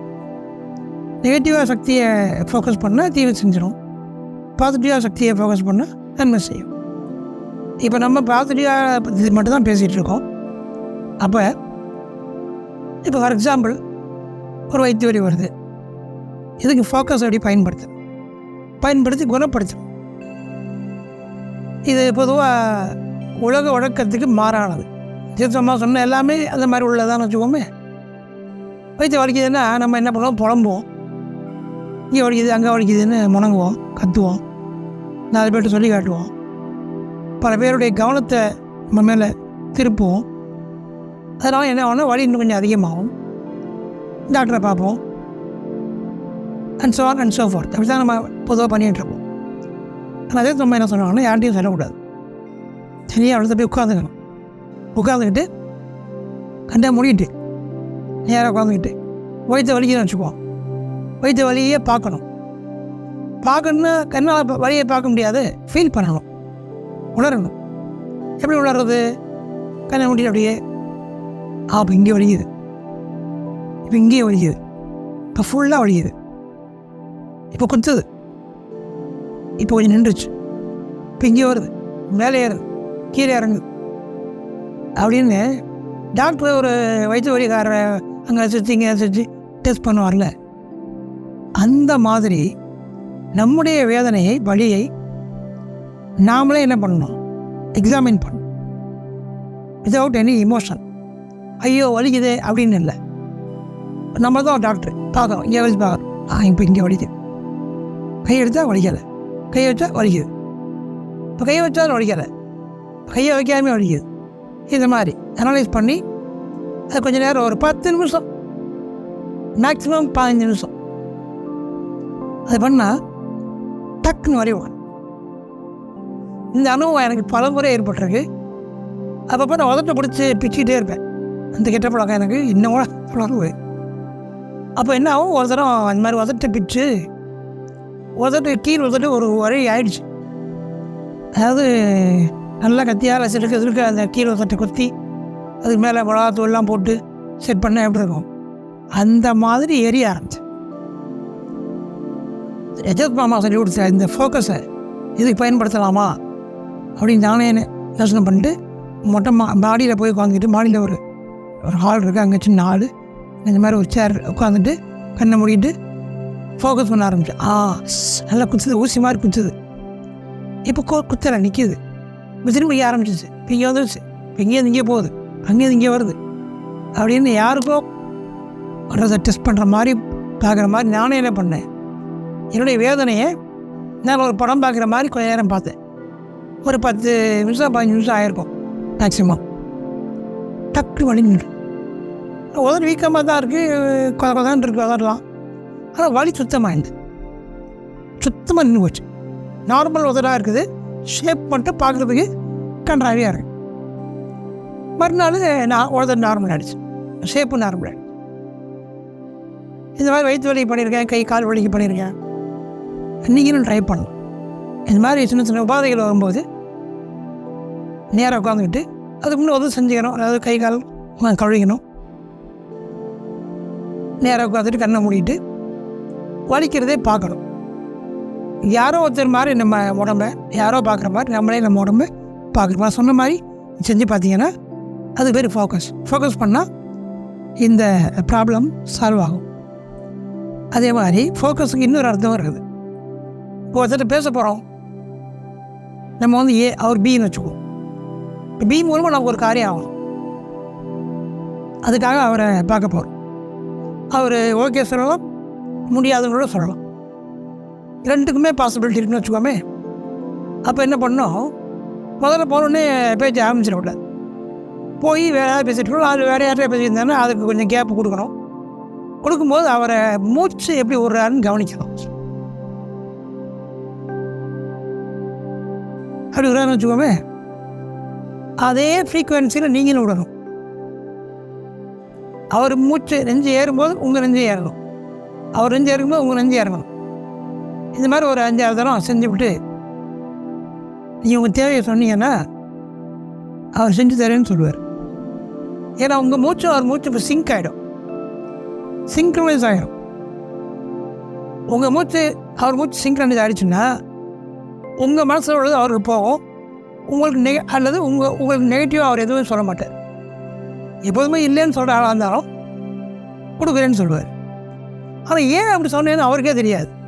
இந்த மூச்சை சிங்க்ரனைஸ் பண்ண தான் காரணம். இதுக்கும் பேர் ஃபோக்கஸ் தான். அடுத்த பயிற்சி ஜம்ப் அப்படிங்கிற பயிற்சி. ஜம்ப் அப்படின்னா ஜாயினிங் அர்த்தம். ஜமா கர்ணம், ஜமாத்தில் கூட்டம்ல இணையிறது. ஜம்ப்லேருந்து வர்றது ஜமாத். ஜம்ப் அப்படின்னா இணைதல் அப்படின்னு அர்த்தம்.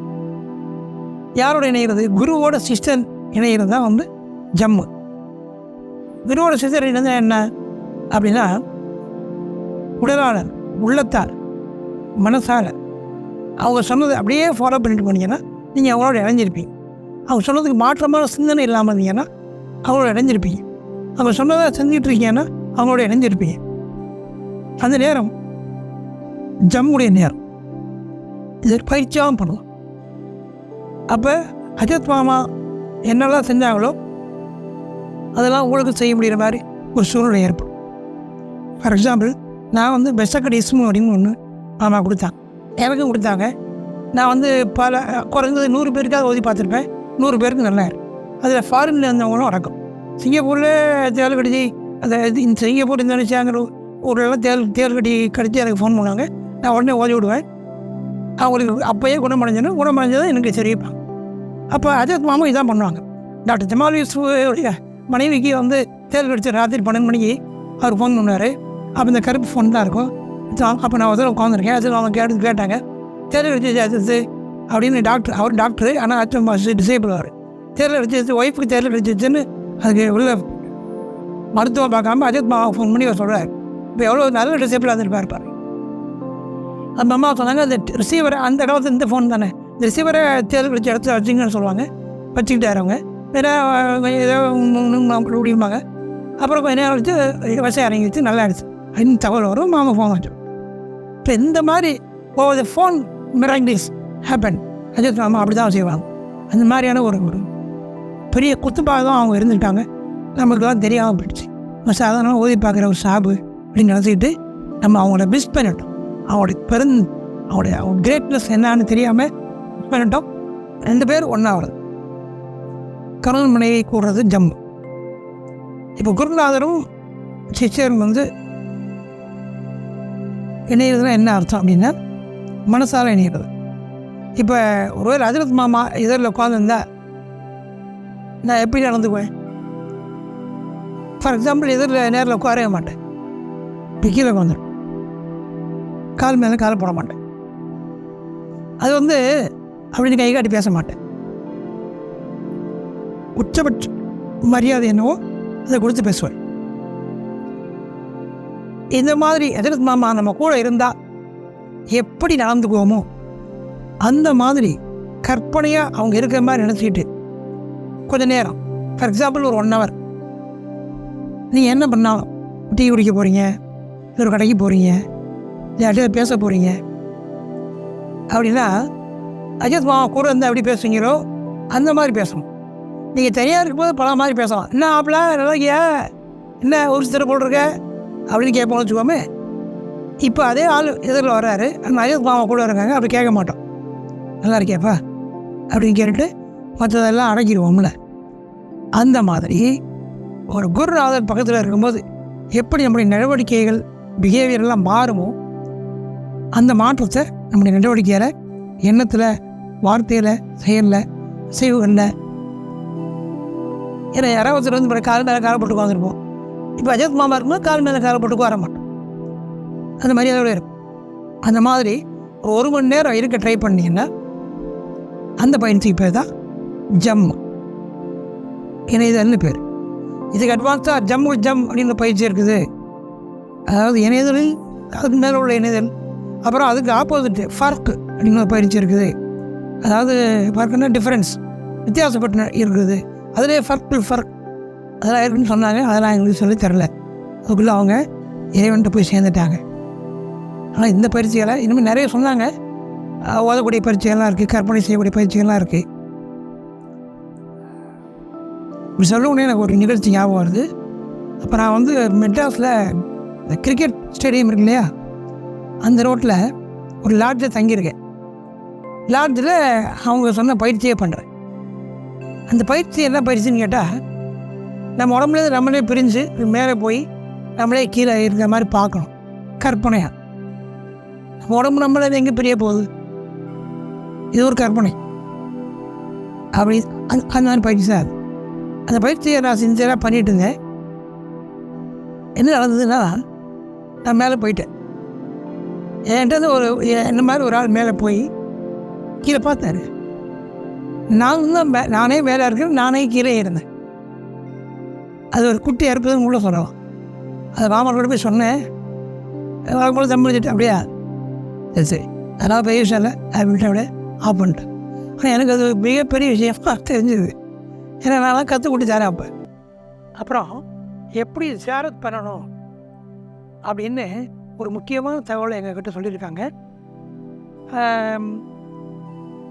அது ஹஜ்ரத் மாமாவோட லாங்குவேஜில் எப்படி சொன்னாங்கன்னா, இந்த காண்டா வாங்கி திக்க போகிறப்பெல்லாம் விருக்கு அந்த பக்கம் இந்த பக்கம் போகிறப்ப சாமலைக்கும்லாம் போகக்கூடாது.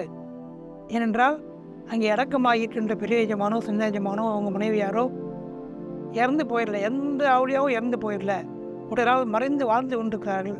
அவங்கள்ட்ட வேற ஒரு ஒளியாக பேசிகிட்டு இருக்கலாம், வேற ஒரு நிறைய மாட்டை யார்ட்டையாவது பேசிகிட்டு இருக்கலாம், அசோல்லாட்டை பேசிகிட்டு இருக்கலாம், எதுனாலும் இருக்கலாம்.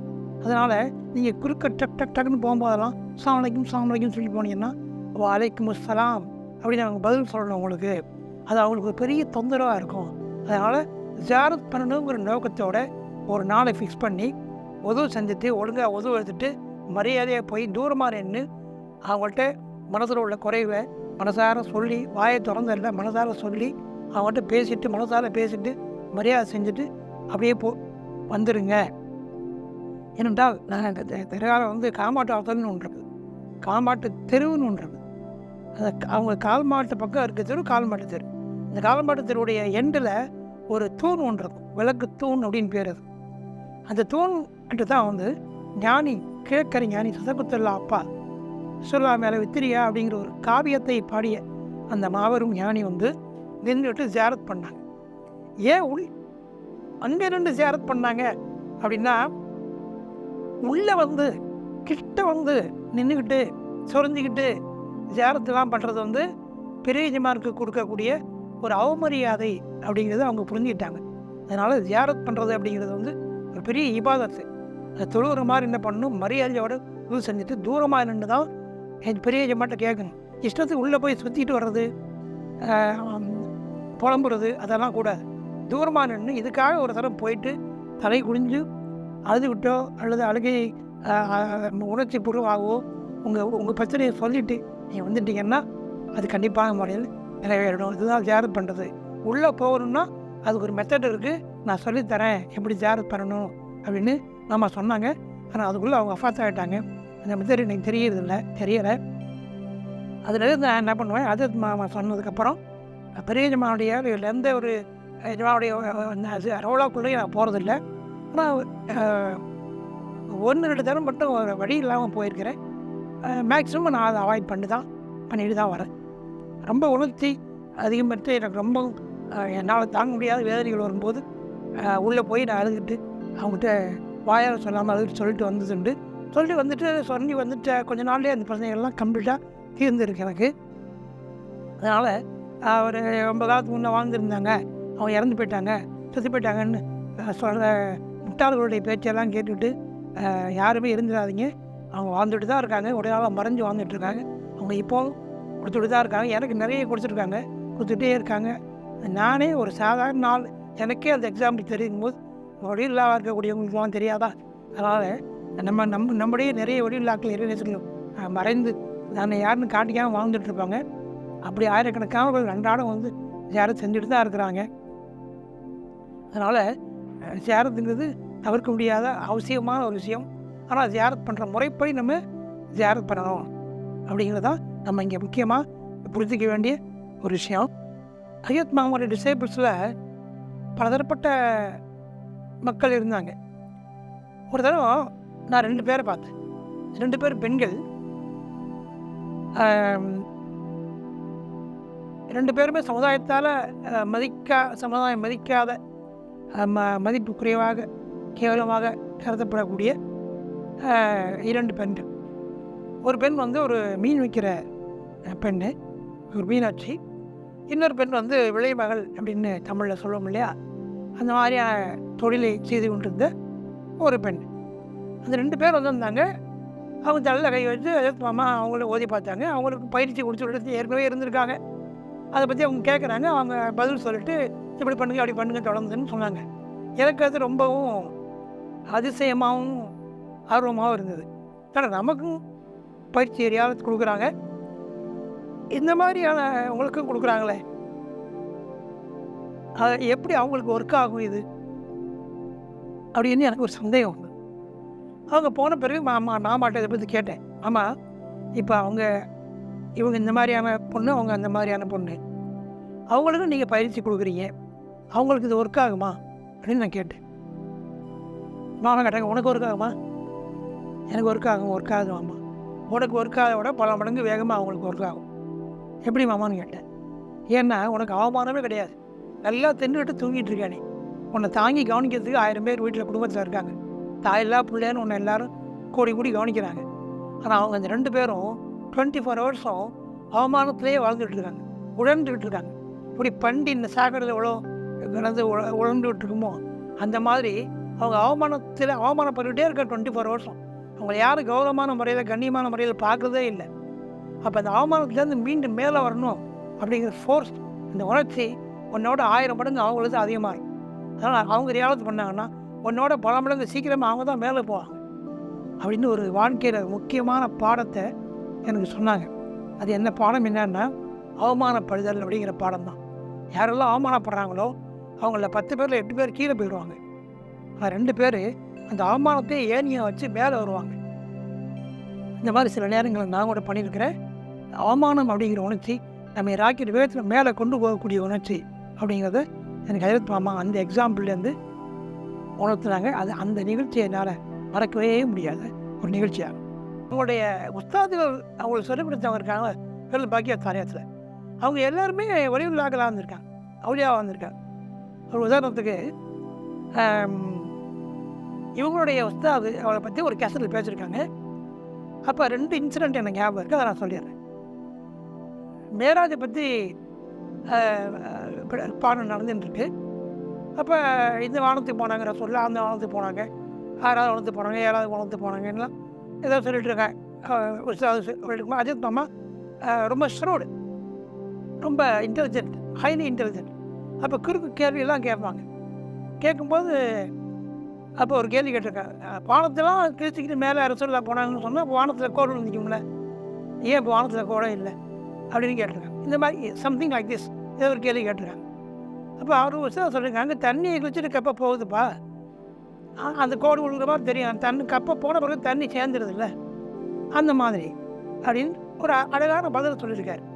மாமா உடவை இல்லையே, எனக்கு விளங்கலை எப்படி அப்படின்னு கேட்டிருக்காங்க.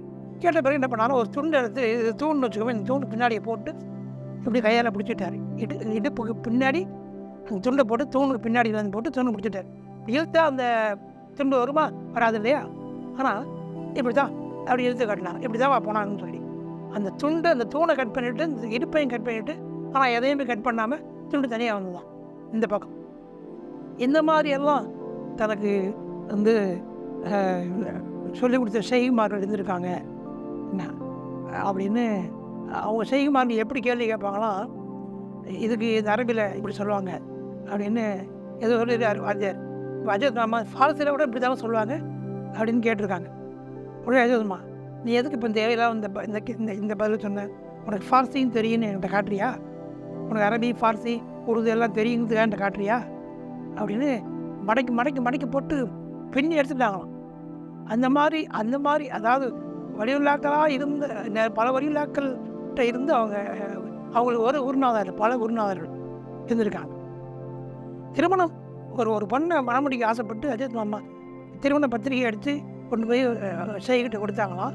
அப்போ ஷேகை சொல்லியிருக்காங்களாம், அந்த பத்திரிகையை பார்த்துட்டு தப்பு பண்ணிட்ட, அல்லாவுடைய உதவியை கொண்டு கூடிய சீக்கிரம் தலாக் சொல்லிடுவேன்னு சொன்னான். கல்யாணம் ஆகி 1 வருஷம் கூட ஆகலை, 1 வருஷமும் 2 வருஷமாக இருக்குது. மாமாவாக அந்த பொண்ணை தலாக் சொல்லிவிட்டு வேறு ஒரு மாப்பிள்ளையை பார்த்து கல்யாணம் வச்சாங்க. இந்த அவளை மாமாவாக சொல்லியிருக்காங்க. அப்போ வருங்காலம் அப்படிங்கிறது ஞானிகளுக்கெல்லாம் கிடையாது, அது இந்த காலத்துலேயே அவங்களுக்கு இப்போயே தெரிஞ்சிருது. அதனால் அஜித் மாமா வந்து இது மாதிரி நிறைய விஷயங்களை எங்களோட அவங்க பகிர்ந்துக்கிட்டாங்க. சரி, அப்போ தான் நாங்கள் பயம்ங்கிறது எங்கே காலம் வச்சாலும் விளக்குற மாதிரின்னு வச்சுக்கேன்ப்பா. அப்போ என்ன பண்ணுவோம், இந்த வழுக்காத மாதிரி அந்த ஏரியா பூரா ஃபுல்லாக பாய் போட்டு ஃபிக்ஸ் பண்ணிடுவோம். அதுக்கு ஒரு பயிற்சி இருக்க தரேன் அப்படின்னாங்க. அதுக்குள்ளே அவங்க அஃபாஸ் ஆகிட்டாங்க. அதனால் அந்த எஸ்மை நான் வந்து ஓதாமல் ரொம்ப காலம் வச்சுருந்தேன். ஓதாமல் வீணாக பெறுவேன்னு சொல்லி அப்புறம் எடுத்து பார்த்து எதில் வந்து அந்த உலகிலிருந்து உங்களுக்கு ஒரு உதவியால் கொடுக்கப்படுவார்னு அதை போட்டிருக்கோம். ஆஹா, இது இல்லைங்கமான இஷ்டமாக இருக்குது. அந்த உலகிலிருந்துன்னா அது ஒரு மலாய்க்கத்தாக இருக்கலாம், இல்லை ஒரு ஜின்னாக இருக்கலாம், அது வேறு மாதிரி உருவத்தில் வந்து நின்றால் நமக்கு சரியாக வராதுன்னு சொல்லி நான் அது மாதிரி எதுவும் இல்லைன்னு பார்த்து, அப்படி இல்லாத 2-3 சாதாரண இஸ்முகள் கூட இருக்குது. அதில் ஒன்று ஓதி தான் நான் ஆம்பூரில் எனக்கு உள்ள வீடு, அங்கே ஒரு வீடு கட்டியிருக்கேன். அந்த வீட்டை நான் வாங்கினேன். ஒரு வார்த்தை சொன்னாங்க, அது எனக்கு இப்போ ஞாபகம் வருது. அந்த வார்த்தைக்கு தகுதி உள்ளவங்களா இது வரைக்கும் நாங்கள் யாரும் மாறலை. அவங்க சொன்னாங்க, ஒரு பிரச்சனை ரொம்ப உங்களை வந்து ஆட்டி வைக்கிதுன்னா அதுக்கு பிரயோஜமான்கிட்ட சொல்லி அவங்கள பார்த்து அல்லது அவங்கள்ட்ட கேட்டு இந்த பிரச்சனைக்கு தீர்வு காண முடியலன்னு சொன்னால் நீங்கள் சரியான நாவூர்காரன் இல்லை. அதே மாதிரி ஒரு பிரச்சனைக்கு உங்களுக்கு ஏற்பட்டுருச்சு, நீங்கள் வந்து ரசூலுல்லாஹ்ட்ட சொல்லி அவங்கள பார்த்தோ அல்லது பார்க்காமையோ சொல்லி அந்த பிரச்சனைக்கு நீங்கள் தீர்வு காண முடியலன்னா நீங்கள் சரியான முஸ்லீம் அல்ல அப்படின்னு 2 சொல்லியிருக்காங்க. அதை வச்சு பார்த்தோம்னா நான் சரியான நாவூர்காரனும் அல்ல, சரியான முஸ்லீமும் அல்ல. என்னைக்கு சரியான நாவூர்காரன் ஆக போகிறேன், என்னைக்கு சரியான முஸ்லீம் ஆக போகிறேன் அப்படின்னு தெரியல. பட் அதை நோக்கிய பயணமாகத்தான் என் வாழ்க்கையை நான் முடிஞ்ச வரைக்கும் முயற்சி பண்ணிகிட்டே இருக்கேன். அரபியில் கணக்கு போட்டு பார்க்குற ஒரு பழக்கம், அது வந்து அப்ஜதுன்னு ஒரு கணக்கு போட்டு பார்ப்பாங்க பொதுவாக, அப்ஜது கணக்குன்னு. அதுக்கும் மேலே ரமல் அப்படின்னு ஒரு கணக்கு இருக்கு. அது என்னன்னு தெரியல எனக்கு, ஆனால் அது பேர் ரமல். அந்த ரமல் கணக்கு போடுறதுல வந்து அஜித் மாமா எக்ஸ்பர்ட், விற்பனர். அவங்க அதை பற்றி ஒருத்தரும் பேசுனாங்க. அப்போ நான் ஆர்வம் மிகுதியால் மாமா ரமன் கணக்கு ஒரு நாளைக்கு எங்களுக்கு சொல்லிக் கொடுக்கணும், எனக்கு சொல்லிக் கொடுக்கணும்னு கேட்டேன். கேட்டு நல்லா ஏச்சு வாங்கிட்டேன். என்ன லூஸ் மாதிரி கேள்வி கேட்டுக்கிறேன், அர்த்தம் முதலாளன்னு பேசிட்டு இருக்கோம், நீ ரமல் கணக்கு கிமல் கணக்குன்றிருக்கேன்னு சொல்லி அடிக்காத குறையாக திட்டி விட்டாங்கன்னு வச்சுக்கோங்களேன். அப்போ அவங்க ஒரு தகவல் சொன்னாங்க. அவங்க ரொம்ப காலத்துக்கு முன்னே நடந்த வருடங்களுக்கு முன்னே நடந்தது. ரமல் போடுற கணக்கில் போடுற ஒரு பெரிய விற்பனர் ஒருத்தர் நாவூரில் இருந்தார். அவரை வச்சு தான் பொழைச்சிட்டு இருந்தார்.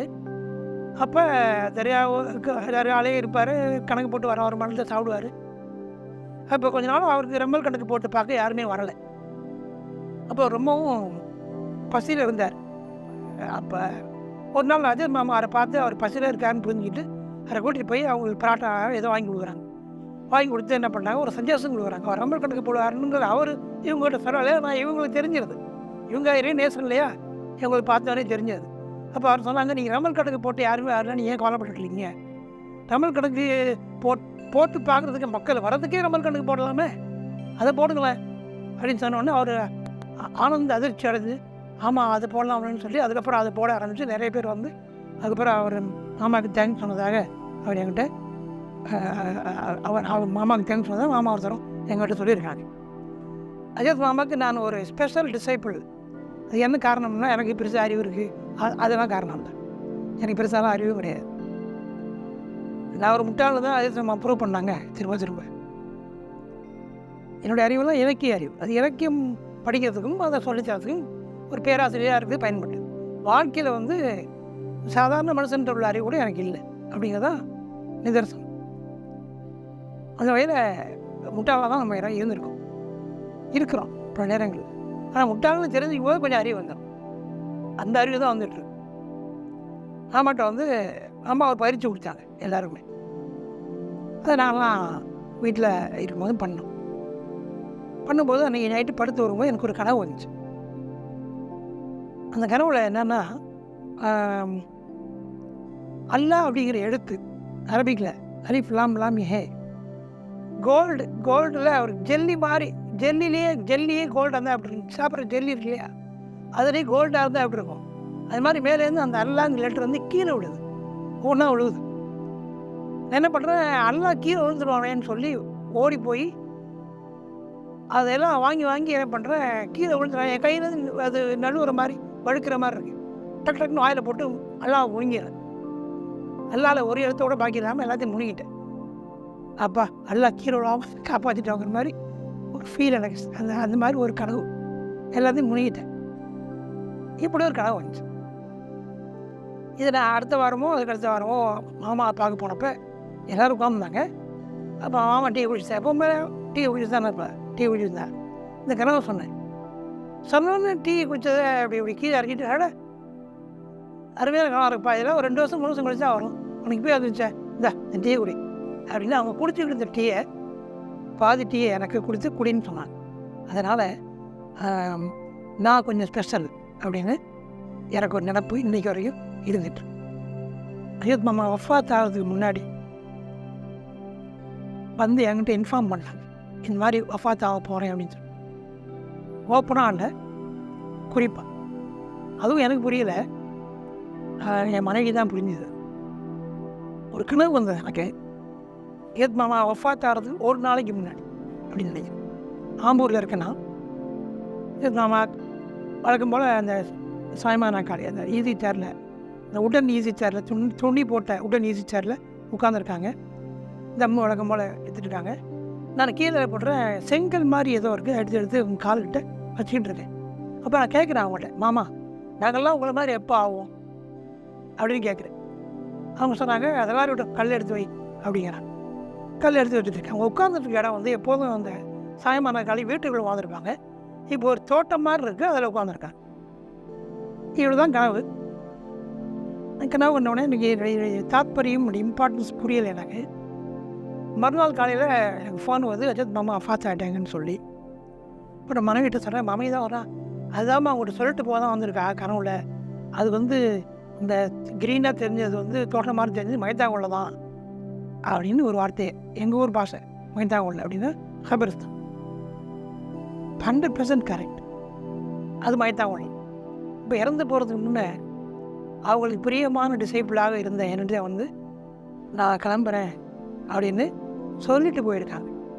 கல்லெடுத்து வை அப்படின்னு சொன்னால் அதோடைய அர்த்தம் என்னான்னு தெரில. எனக்குள்ள வேலையை நீ கொஞ்சம் செய் அப்படின்னு அதை எடுத்துக்கிறேன் அப்படின்னு சொல்லிட்டு அவங்க அதை போயிருக்காங்கன்னு தான் நான் வந்து நம்புகிறேன்.